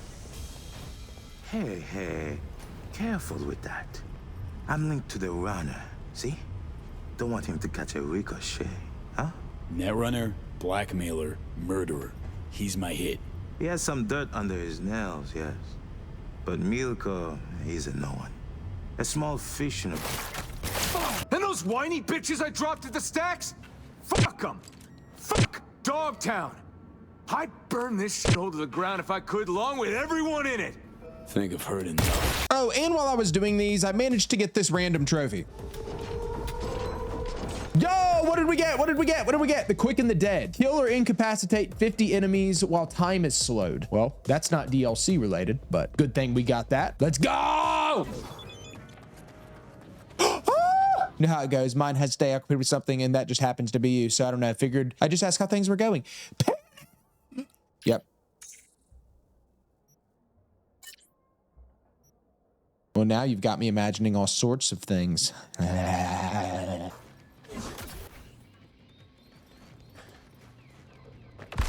Worst game ever. And then next up, we have increased criminal activity spots. These are like hideouts where you fight a bunch of enemies and then a little mini boss. There's really not much to say about these, to be honest. There were 3 in total, and I was able to run through them in no time.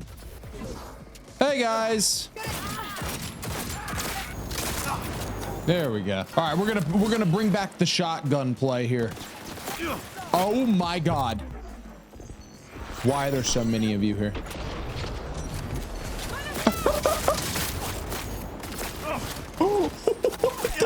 What is happening, bro? My game is like my frame. I got frame drops right there. There were so many there. I upgraded my cyberware too. I had that little thing that negates enemy quick hacks. Oh my God, I was wondering what was shooting me. Oh, that's the boss. That's gonna be mad annoying. Hold on. All right, y'all give me a second. I got it. Take care of old buddy right there. That's worthless.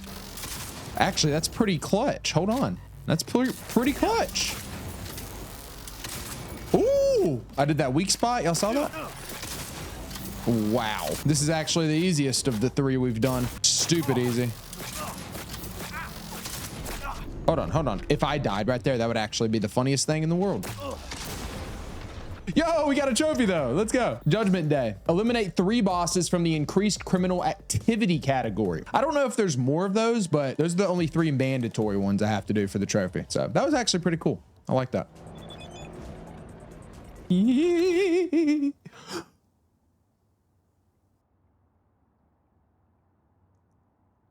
Get out of the way! Move! Get out of the way! What was that for? Easy come, easy go. Steal the Arasaka medical truck or deliver 10 vehicles to El Capitan. I'm very confused because I've been keeping count and I just delivered the 9th one. And that was literally like a couple minutes ago. Even if that was the 10th one, that is extremely delayed. But okay, don't really care. It popped. Not gonna question it, baby. Getting shit done, brother.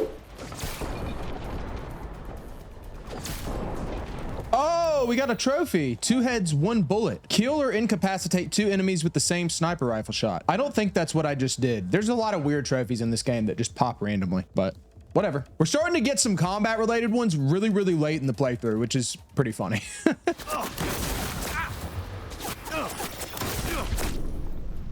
What the what the hell? God, annoying! Sorry, that might be the first rage I've had this entire playthrough, actually.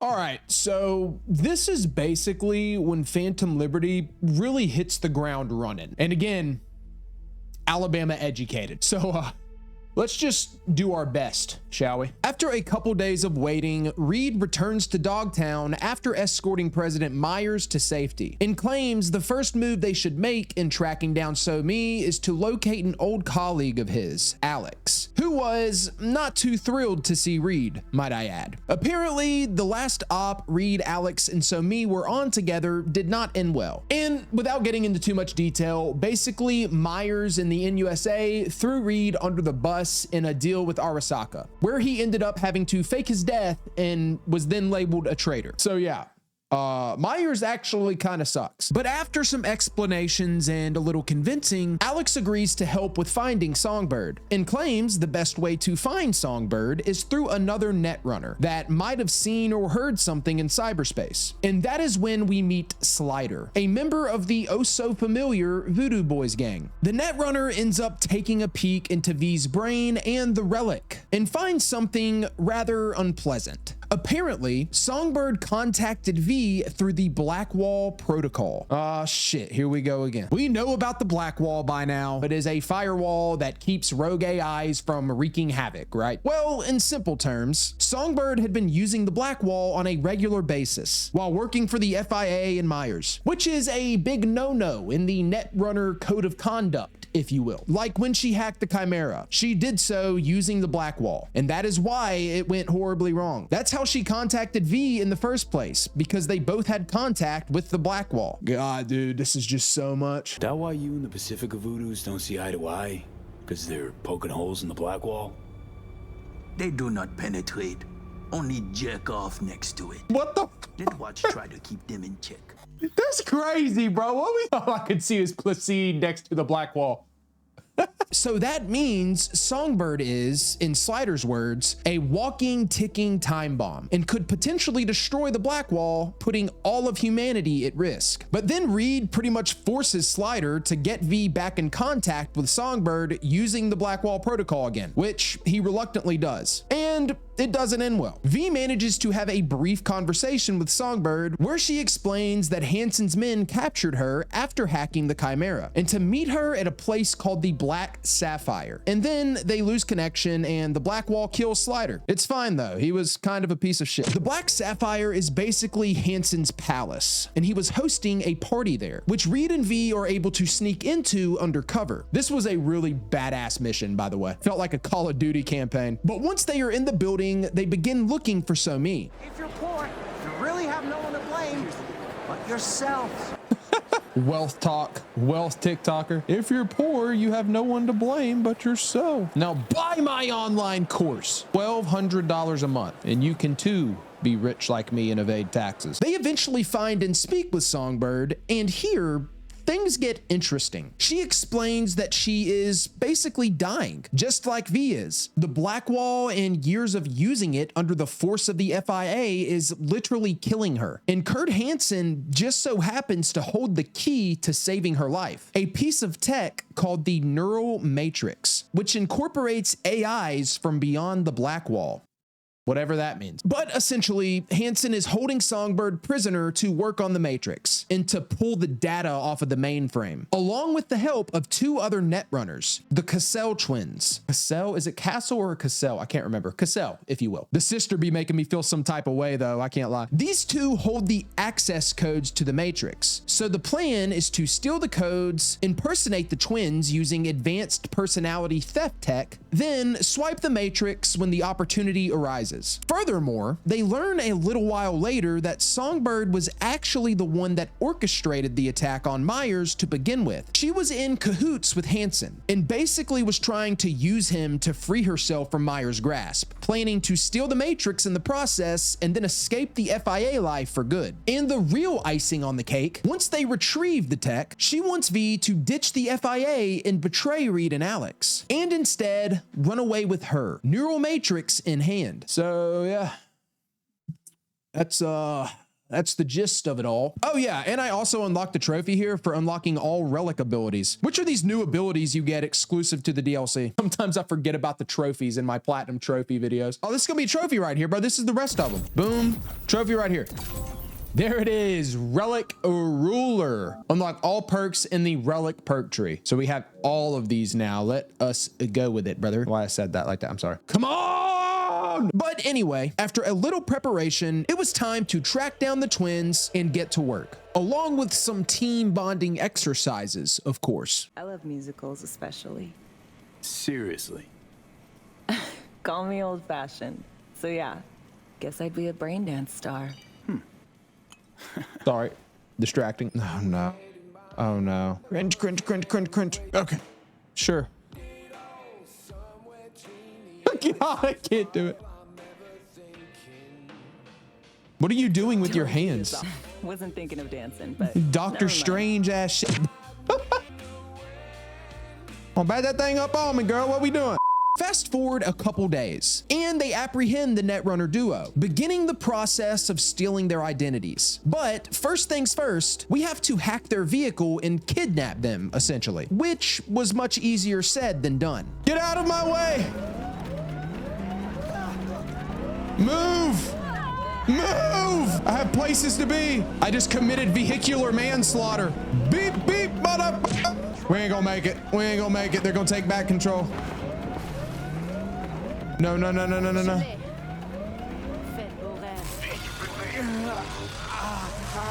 Did I fail? Bro, I was right there.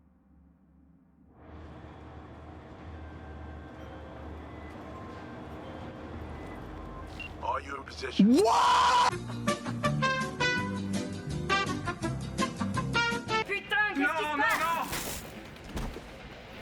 Yeah. It's lit. Whoa. What in the fuck?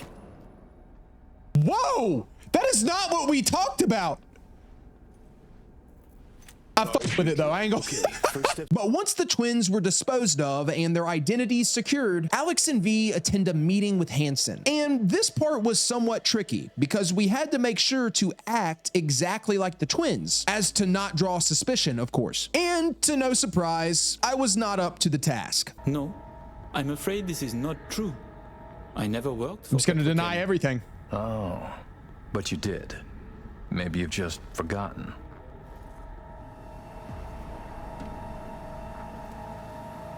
We're waiting. I thought our collaboration was built on trust. I was sorely mistaken. Oh, this is a disaster. I'm right.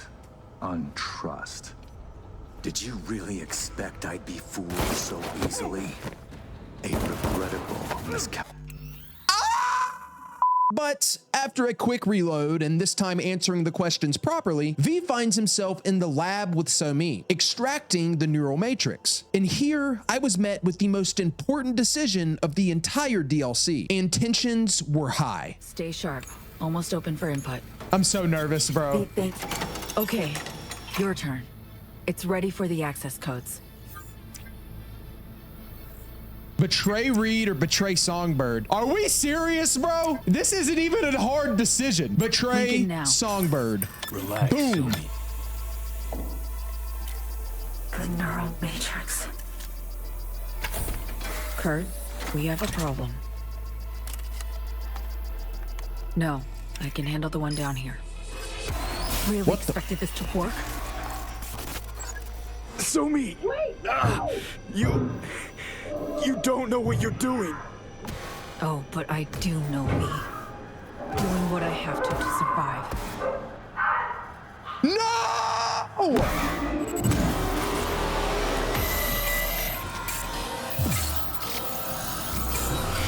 What? What? It's working, V. Icebreaker's getting through. Why? Why are you doing this? I trust Reed when he says he can help you. And honestly... Nothing. You understand nothing. Too basic. Crazy, bro. What the hell's going on?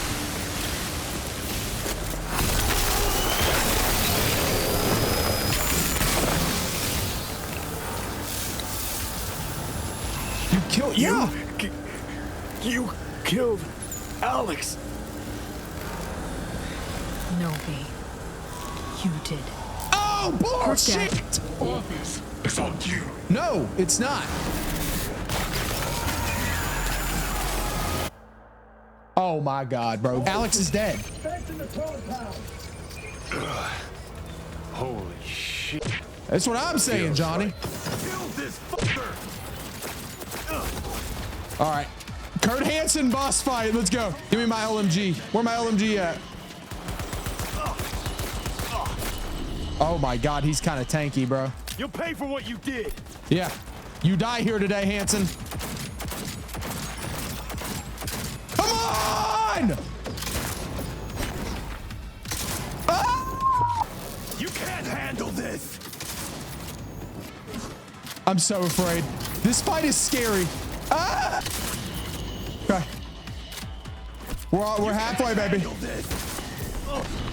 I'm dead. I think I'm dead. I'm dead. I'm dead. All right, we got to chill out for a second, bro.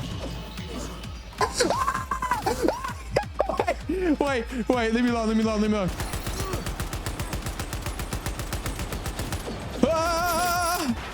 I'm scared. I'm afraid. I'm afraid. I'm afraid. Damn it. Damn it. Damn it. Damn it. Damn it. No, no, no, no, no.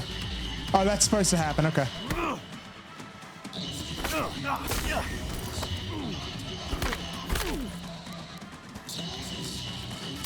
This is insane, dude. This is such a badass fight. I can't even cap. Woo! With Johnny's pistol. Let's go. He's almost dead. Oh, we're so done with him. Big fucking yeah! Come here, bitch! My ass. Yes! Oh, and I got that knife.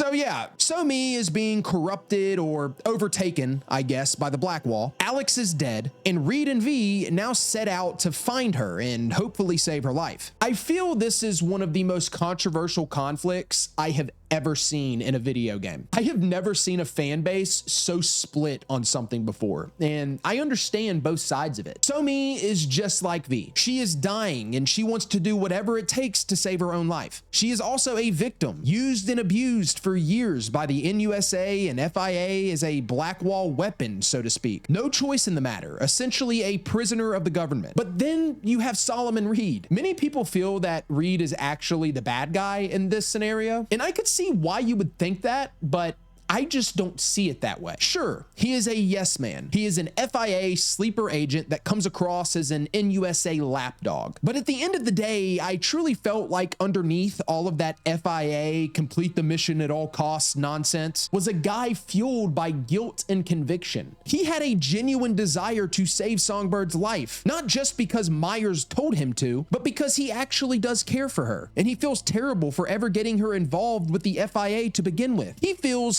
Songbird is in the condition and position she is in because of him, and he will do whatever it takes to make it right, even if Songbird doesn't see it the way he does. You can't tell me that he's a bad guy. So that's why I chose to stick with Reed. But anyway, Somi ends up being captured by MaxTac, which is a special division of the NCPD whose sole purpose is to apprehend cyber psychos. So in order to get her back, Solomon and V plan to intercept the MaxTac convoy transporting her. But I needed to secure something else first. I'm looking for something right now before we continue. Y'all know exactly what it is. Okay, I think I'm getting close. Where are you? Ah! We got it. Look at us. Yes! All right, now we continue the game. But yeah, anyway, they managed to intercept the convoy, and thus begins a firefight with the NCPD. One that gets pretty interesting. Yep. Copy that. I got my shotgun. Oh, no, what a no! I'm sorry. Oh, that was horrible, bro. That was... Wait. Whoa! This thing's crazy. I'm at the truck, Reed. She ain't gonna be in there. Fuck. Oh, shit. Oh, shit. Oh, shit. Who the fuck are you? Dallas Foster? Sniper on the roof. Oh! Whoa! Whoa, whoa, whoa, whoa, whoa, whoa, whoa. Try me, assholes. All right, he's done. He's done. He's done. So now, where are the other ones? I might have to... This guy's just floating in the air. Making it kind of harder on me. Let's get out of here, shall we? Good work. Reload. The LMG might be it. Dude, this is like one of the best guns in the game. Hold on. That's wild. All right. You're fucked now. Am I Try me, assholes. Am I Jasper? Whoa, whoa, whoa, whoa, whoa. Imagine I die right there. Yes! That was gas! After taking care of MaxTac, V tracks Songbird to an abandoned underground Kynosure facility. And I can assure you guys, there is absolutely nothing that could have prepared me for what I was about to experience here. She's not running from us, V. She wants a permit to Blackwall. She'll Ah, shit! You still don't understand the thing, do you? Oh, hell no. We gotta kill her, bro. We gotta kill her. Not fully. Not me. I'm killing her, bro. I am taking her life. She gotta go. You gotta put that dog down. No, Songbird. This ends now.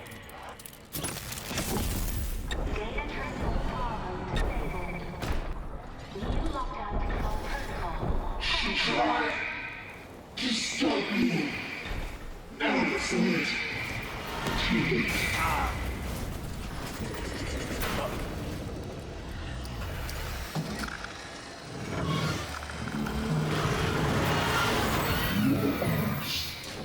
What the? Whoa! Whoa, whoa!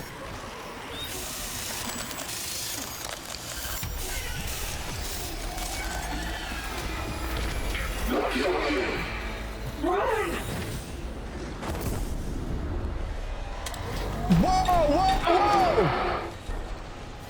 You encounter one of the family cannot.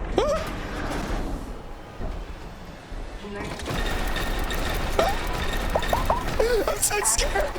I'm so scared! Even when all have betrayed, maybe you run because you're afraid to know the truth. No! Don't let them get to you! You are near.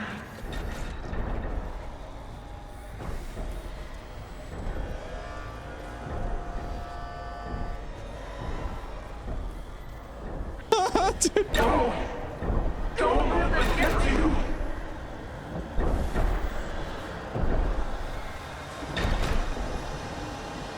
What am I playing, bro? I thought this was Cyberpunk open world RPG.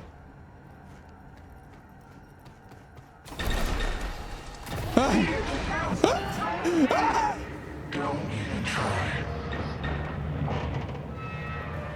I'm so done. I'm so done. Locked. Gotta find a way fast. Come on, you got a bit.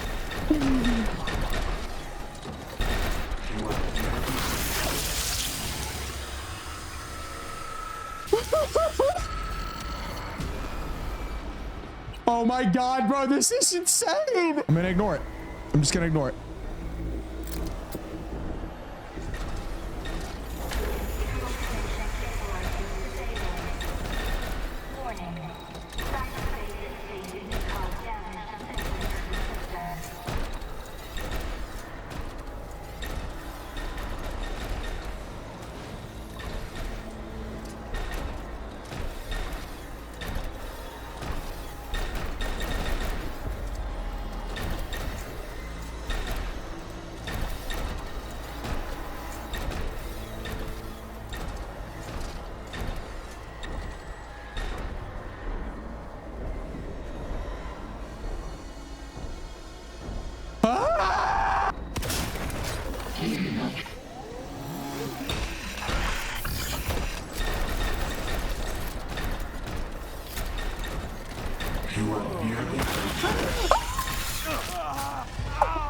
What the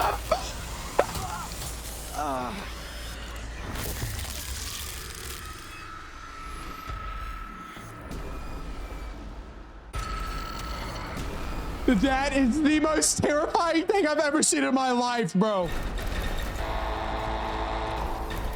I'm so scared. It's alien isolation, brother. Ah!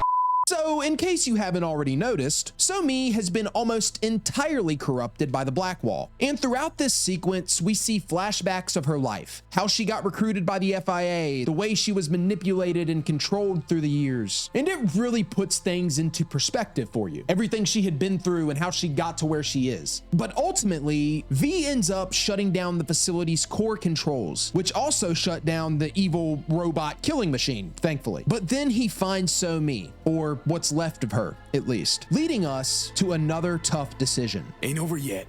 Just hold out a little longer. You know, that's not true. I see it on your face. So-Mi. What? I'm fading, V. No! Help me out. So-Mi. I tried on my own. Don't have the strength. Please. End it. No! No! I'm begging you, V.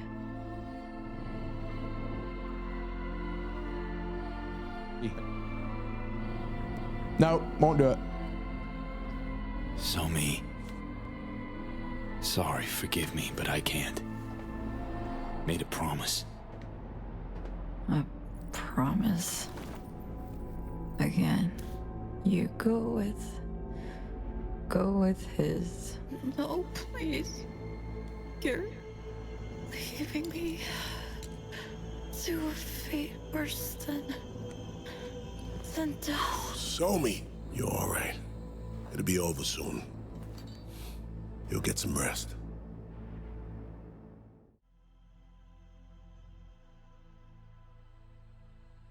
That'll bring a grown man to tears. In the end, what I learned playing Cyberpunk Phantom Liberty is that there are really no right or wrong decisions. Solomon Reed is not right, nor is he wrong. So-Mi isn't necessarily right or wrong, for the most part.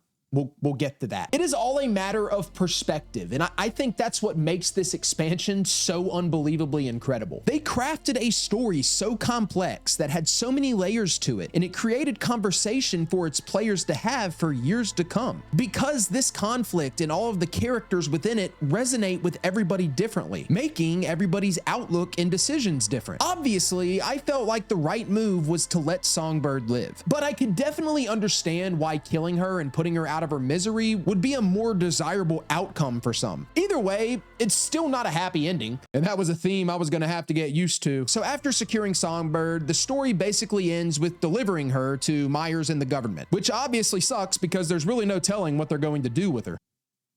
Damn. Maybe I should have killed her. But then V and Solomon Reed go their separate ways, leading to the ROB Cinematic Universe canon ending trophy for Cyberpunk Phantom Liberty. Guess we'll find out. Come on, let's go.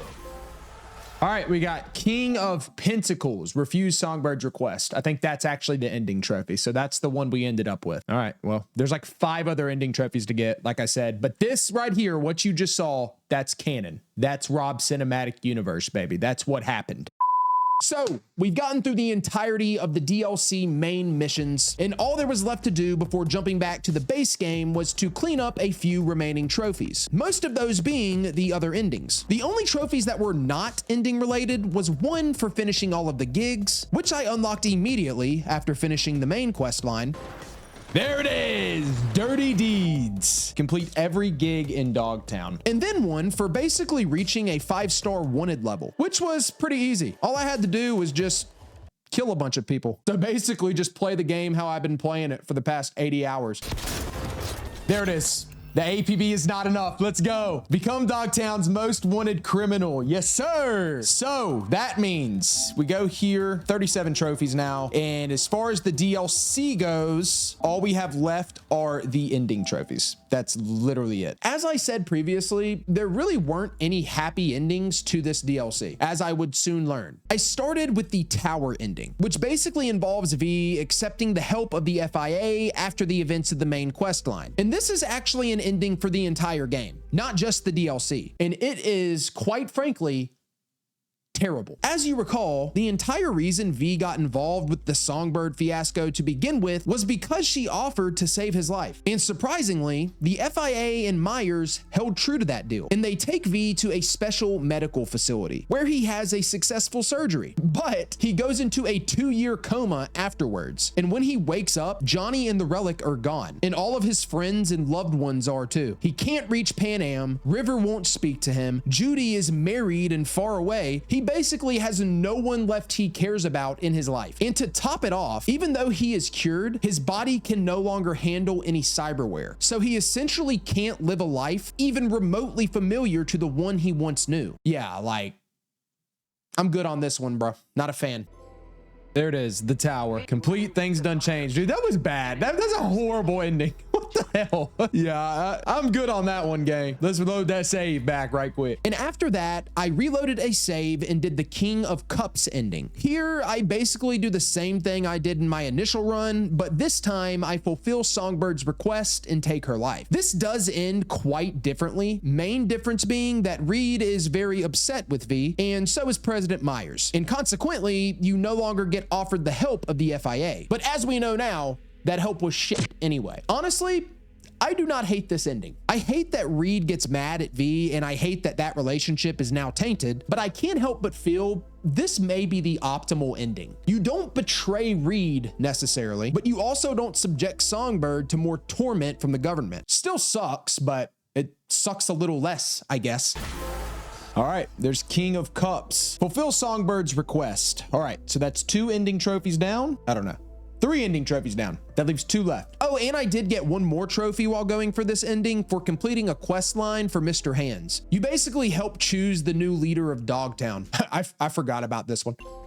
There it is. Spin Doctor. Complete run this town. I could have done that the first go round, the first playthrough, but I pretty much missed it entirely. So, and now it is time for the King of Wands ending. I hate this one. So here I reloaded a save to go all the way back to the initial big decision. This time betraying Reed instead of Songbird. And I'm not going to lie, I did question myself a tad in my canon run when I decided to betray Songbird, but this ending eliminated any of that doubt, because you learn in this ending that the neural matrix can actually only cure one of them, Songbird or V. It cannot cure both. She had been lying the entire time about being able to save V's life. The main argument I hear in favor of Songbird is that her and V are essentially the same. That's how a lot of people see it. V is dying, she is dying, they're both just trying to survive. But I can't help but feel my V, at least, would never do something like that. I mean, killing somebody in cold blood, sure, but betrayal? I don't know, bro. She kind of sucks. But even with that knowledge, in this ending, V decides to save her anyway and escorts her to a spaceport so she can get on a shuttle and escape to the moon or something like that. And you also have to kill Reed in this ending as well. Just awful. I'm sorry, man. Word, this is awful. Horrible. No, I would never. 0 gold stars, CDPR. Thumbs down.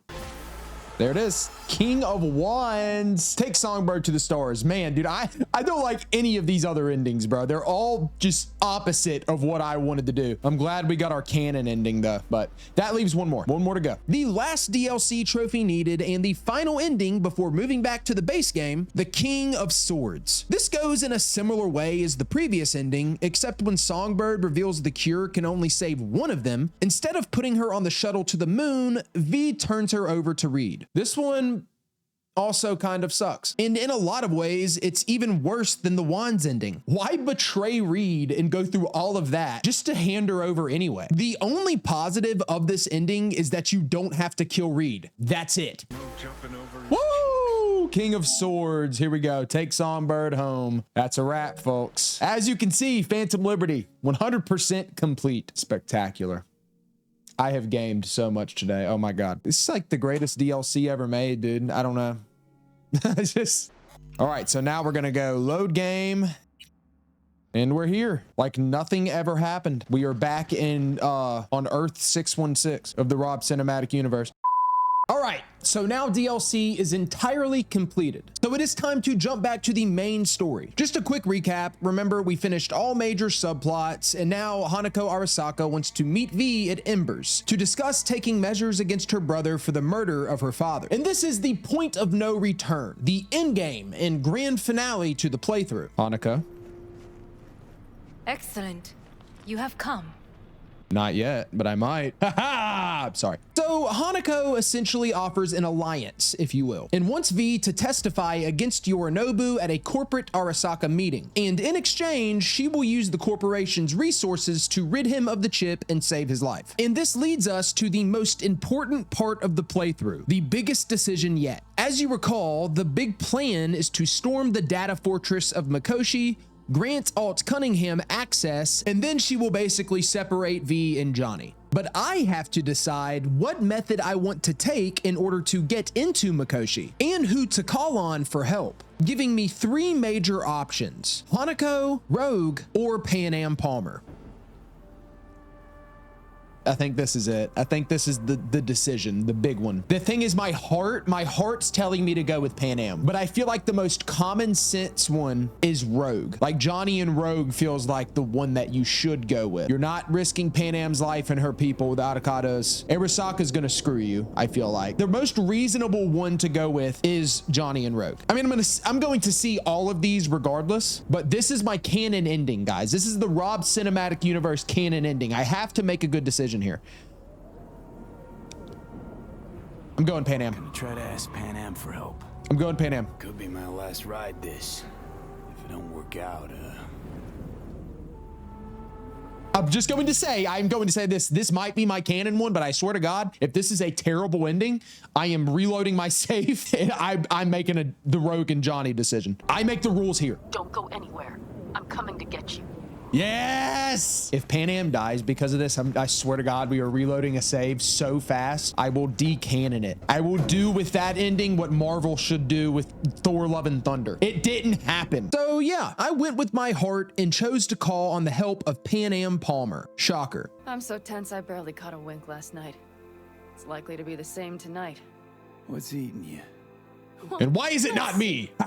Here, V officially joins the Avocado family, and then they band together and assemble a small army to storm Arasaka and Mikoshi via an underground tunnel. And it was pretty badass. Oh, we good. Don't sweat it.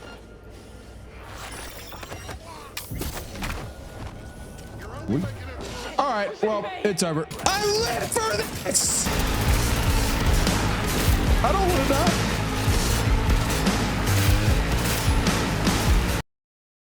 That went well. But once inside the facility and the Arasaka henchmen were dealt with, V gives Alt Cunningham access to Mikoshi, and in the company of Saul and Panam, makes his way to the sector that the data fortress is located in. And boy, oh boy, was I about to be in for a ride. Something's about to happen, bro. I can feel it.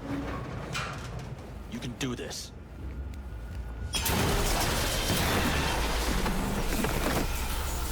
What the hell?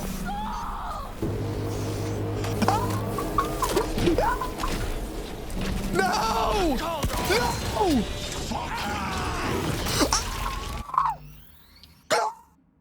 Oh! Interesting. Oh! What the? Oh. You leave her alone! You leave her! Oh, bro! This is... Where is she? Are you okay? Dude, no!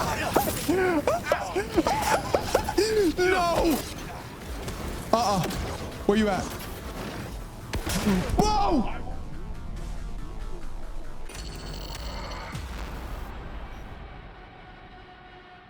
This is gonna be hard, bro. I can tell.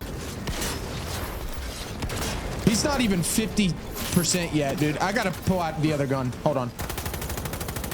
Come on. Come on. 35%. 30%. Woo! Ah!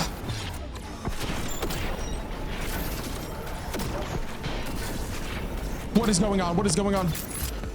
I'm so nervous I'm gonna die here, bro. He's gonna pull out some crazy shit in the end of the fight.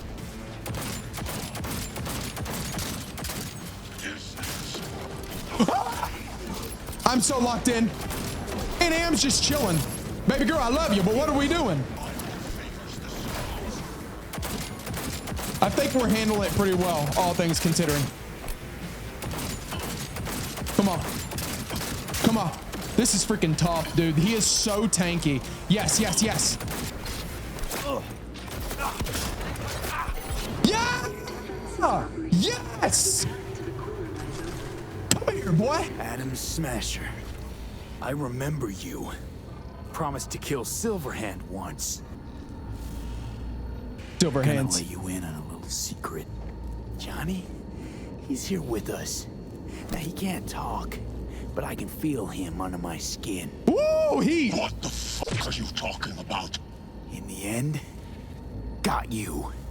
Silverhand triumphs. Whoa! That was so badass! Heat! Oh, look. Nice. With Smasher defeated, V then links with the Mikoshi access point and finds himself in cyberspace with Alt and Johnny, where he is informed that the separation of Silverhand and himself was successful, and if he desired, V's engram could be placed back into his physical form. However, there were complications. The DNA reconfiguration the relic was doing to V's body in order to make room for Silverhand had done irreparable damage. After I transfer your construct into your body, you will die. It is inevitable. It is imminent. You shall live for about 6 months, perhaps somewhat more. No, no, no. There's really no other way. As I said, Johnny can retain the body, remain there, while you come with me. Guess I meant, I don't know, a happier ending for everyone involved. Here, for folks like us, wrong city, wrong people. So now, this leads to a choice. I can either let V keep the body to live out whatever life he has left, and Johnny going beyond the black wall with Alt, or V can go with Alt and let Johnny keep the body, which again was already mostly configured with his engram anyway, and he could potentially live a full life instead of just 6 months like V. Johnny does claim here that he would like to go with Alt and let V keep the body, but that really doesn't make my decision any easier. Johnny's my best friend at this point, bro. Yet the right to make a choice you have earned through will and endeavor. This bridge leads deeper into cyberspace. Cross it and permanently sever the connection with your body. The path to your body passes through that mortal well. I'm gonna do what Johnny wants me to do. He wants me to keep the body and just live out. Yeah. This is horrible. I wonder if there's any better endings than this. But this is the canon one. This is it. Johnny doesn't want, he just told me. Like, it'd be different if Johnny was like, I want the body, I want to live. But he doesn't. He wants to go with Alt. So he wants to go with Alt. I want to live whatever life I have left with Panam. I'm going there. I told you. I said I wanted you to have my body. But I can't do it. I'm sorry. This is it. That's what I'm going with.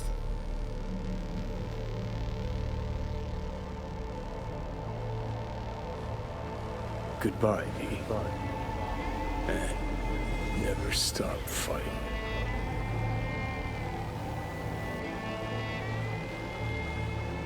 This is not ending how I really wanted it to end. I wanted to end with everybody happy. I end up at Panam. I live. Johnny gets to live somehow. I'm not okay. But after deciding to keep the body and go into the well, V wakes up in the outskirts of Night City with Panam, where we learn that V is alive, obviously, but still fighting to survive, unaware of how much time he has left. And apparently, V and Panam are leaving Night City for good with the Avocados, and seeking the help of some of Panam's contacts that can supposedly help him, leaving the door of hope creaked open. Gonna figure this out, Panam. Vic's drug helps a bit now. And once we get to where we're going, We'll try all your contacts. They've pulled some of our folks out of deep, deep cesspits. They'll help. You'll see. Good to hear. So maybe there is hope in my mind, in my canon, in my mind, in my lore. You know, maybe he lives. I don't know. Well, Night City. Good night and good luck. That's it. Oh.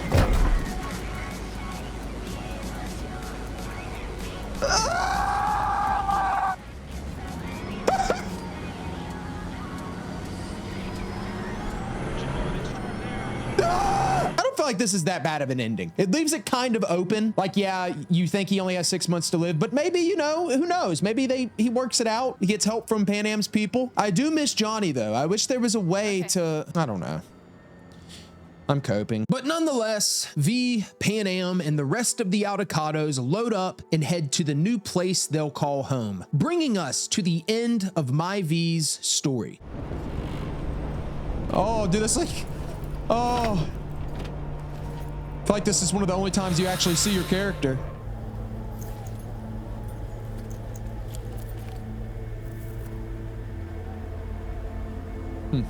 Come a long way, man.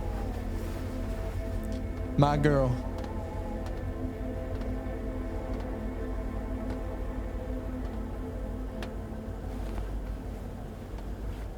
You actually get to see them next to each other. It's so sweet. Oh, he's gonna drop it.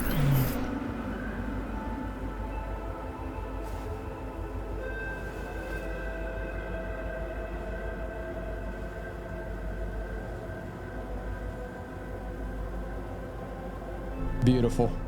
Well, it's perfect. All great, Panam. We're going home.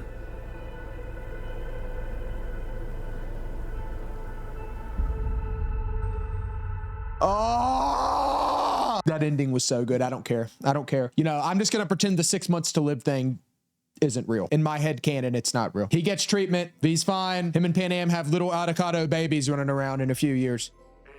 That's it. The world. Complete the main storyline. That's one.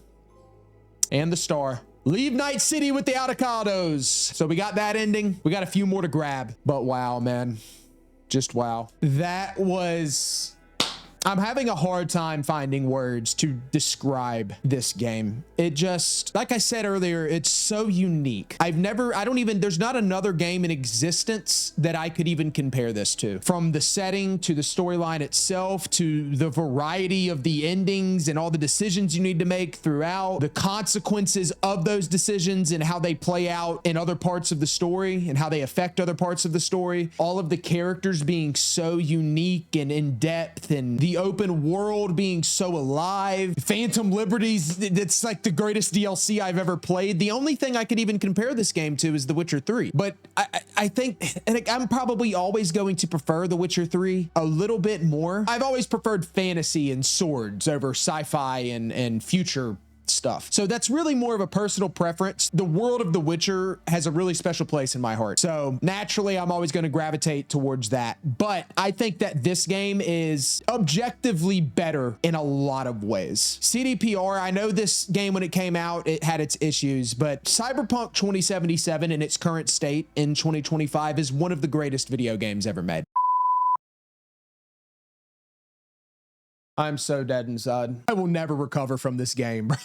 It lived up to every single bit of the hype. Just absolutely incredible. One of the best storylines I've ever played. Johnny Silverhand has entered my Mount Rushmore video game characters, if you will. I mean, he's like up there with Master Chief and Geralt, brother. I gotta make room on the shelf back there. This is very close to being a 10 out of 10 video game. CD Projekt Red, the GOATs. But the story is not entirely over yet, because to get the Platinum trophy, we have a little bit more work to do, starting with grabbing the other endings. So I reloaded a save and was right back in Mikoshi. And for this ending, I had to give Johnny the body and send V into cyberspace with Alt. You know, I don't hate this ending. After V goes into cyberspace, you find Johnny, now in his new body, packing his things and leaving Night City, even paying a visit to V's grave before heading off. What I do like about this ending is it kind of alludes to a Johnny Silverhand redemption arc. He seems to actually be thankful for V's sacrifice and giving him another opportunity at life.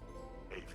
That's it. Temperance. Let Johnny Silverhand keep your body. So the only difference there in the last one is I let Johnny have the body instead of me taking it.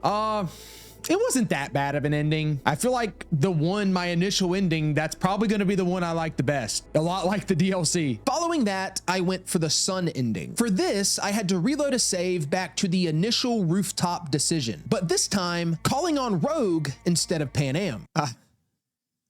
This one hurt, man. This go round, Johnny has control of the body instead of V. And it does go in a similar way to start out, I guess, in regards to storming into Mikoshi until you get to the Smasher fight, that is. Nah, don't kill Rogue, bro. Don't kill Rogue, bro. Yeah. Not a fan. But then Johnny enters cyberspace to find Alt and V, and of course you're met with the big decision again. But ultimately, in this ending, Johnny gives the body to V and goes with Alt. Furthermore, V ends up becoming the owner of Rogue's club, The Afterlife, and it ends with V taking on a gig for an individual known as Mr. Blue Eyes, and it seems to be a suicide mission, insinuating V will go out in a blaze of glory, which is a big callback to something Dexter Deshawn said to him at the beginning of the game. The sun, become a legend of the afterlife. Yeah, that one was trippy. I didn't like that one because Rogue died. Pretty much all of these endings are sad in some way, shape, or form. All right, that puts us at 46 of 58 trophies. Pretty much all of these are going to be combat or skill related. We got a crafting trophy right here, but we do have one more trophy that is ending related. It's the last ending. What I plan to do is knock out all of these miscellaneous trophies, and then when I finish that, I'll find a save that is at least close to this mission, save him, finish out the game, pop the trophy, get the platinum. Sound good? Let's get it. And I did exactly that. I went on to grind out the remaining miscellaneous trophies, and these ranged anywhere from getting kills with particular weapons, reaching the max level in a particular skill, crafting items, or performing specific moves with various types of cyberware and abilities. There were really only a couple of trophies here I found annoying. One being Frequent Flyer, where you have to find every fast travel point on the map. This was frustrating because there's a ridiculous amount of these and there's no good way to track them other than using a map online and then going through each one by one, which is exactly what I had to do. It took me an hour to find the last one. There it is. Oh my God, bro. That was stressing me out. Find all fast travel data terms. I have been sitting here for literally an hour going through. I had a checklist on my other monitor trying to figure it out. I thought we were screwed, bro. And then the last miscellaneous trophy I had to do was Damon in the Shell for killing 3 enemies with 1 detonate grenade quick hack. This was only annoying because you have to have a specific type of build and mod for it to actually work. So this did take me longer than I'm proud to admit. 45 minutes. It took me 45 minutes to figure this one out. All right, here we go. This trophy right here. Thank you. Damon in the Shell. Kill or incapacitate. I suck at saying that word. Incapacitate 3 enemies with 1 detonate grenade quick hack. So what that means is we only have 1 trophy left, guys. And that is the devil. Help Takimura avenge the death of Saburo Arasaka. I'm gonna be honest. I think this ending is even worse than the tower ending with Reed. It is so bad. So after reloading an old save, I go and save Takimura during the search and destroy quest. Then when it was time to make the oh so familiar rooftop decision, V basically betrays Johnny entirely, calling on the help of Hanako Arasaka. V ends up testifying against Yorinobu, only to find out that he was never the bad guy to begin with. He was just trying to destroy Arasaka from within because he saw how evil his father and the entire empire actually was. Although I am pretty sure he's on some Lannister from Game of Thrones type shit with his sister, but that's besides the point. And you also learn that Saburo digitized himself before he died, becoming an engram. And then he has Yorinobu killed and then takes his body, basically resurrecting himself. Oh, and Alt is destroyed too, I think. And then it basically ends with V becoming an engram in Arasaka's system. When I say that there is not a single good thing about this ending, I mean that. I truly believe that CD Projekt Red designed this ending in this way on purpose, because if you do not do any side missions or subplots, when you get to the end game, Nocturne, the rooftop decision, all that, this is literally the only option you have because you have no other allies. It's literally punishment for steamrolling through the main story and not playing the game the way it's meant to be played. It's like actually hilarious to me. I will say though, I really wish that this wasn't the one we had to end the platinum run with. But upon completion, I popped the trophy. Oh, we got it. Oh, this is it. This is it. What? Oh, that just caught me way off guard. What? Let's go. Yeah! Cyberpunk Platinum trophy. Added another one to the collection. How about that? Beautiful, man. Beautiful. Now I rest on a grateful universe. If you're still here and you watched the entirety of this video, I love you. Seriously, I put a lot into this one, probably the most I put into a video since The Witcher 3. And I do not regret it because this game deserves it. This is just one of the best gaming experiences I have ever had from beginning to end. And honestly, even weeks later, I'm having withdrawals. Like, I started a playthrough on PC. I'm still playing this game. It's that good. But platinum number 35 is down, and now it's on to bigger and better things. If you didn't see on Twitter, or I did a community post about it on here as well, I am currently in the process of bringing on editors to help me with these massive projects. So much goes into every single one of these videos, and up to this point, I've basically been doing these all alone, and it's just gotten to be way too much. The Rob cinematic universe has expanded beyond my capabilities as a one-man army, which that's a good problem to have. So bringing on some help will allow me to put out more videos, more streams, more Rob. So yeah, just wanted to let you guys know what we got going on. I know we haven't been streaming basically at all lately. It's because I've been glued to this chair editing this video for the last month. I miss the sunlight. And if you enjoyed this video, be sure to drop a like and subscribe for more platinum mayhem. Be sure to follow my Twitch for live streams. Go sub to my second channel for, let's call it the extended Rob Cinematic Universe. Is that all? Instagram, I am Rob TV. Twitter, I am Rob TV. Oh God, I'm so tired. Whatever. Watch this video next if you haven't already.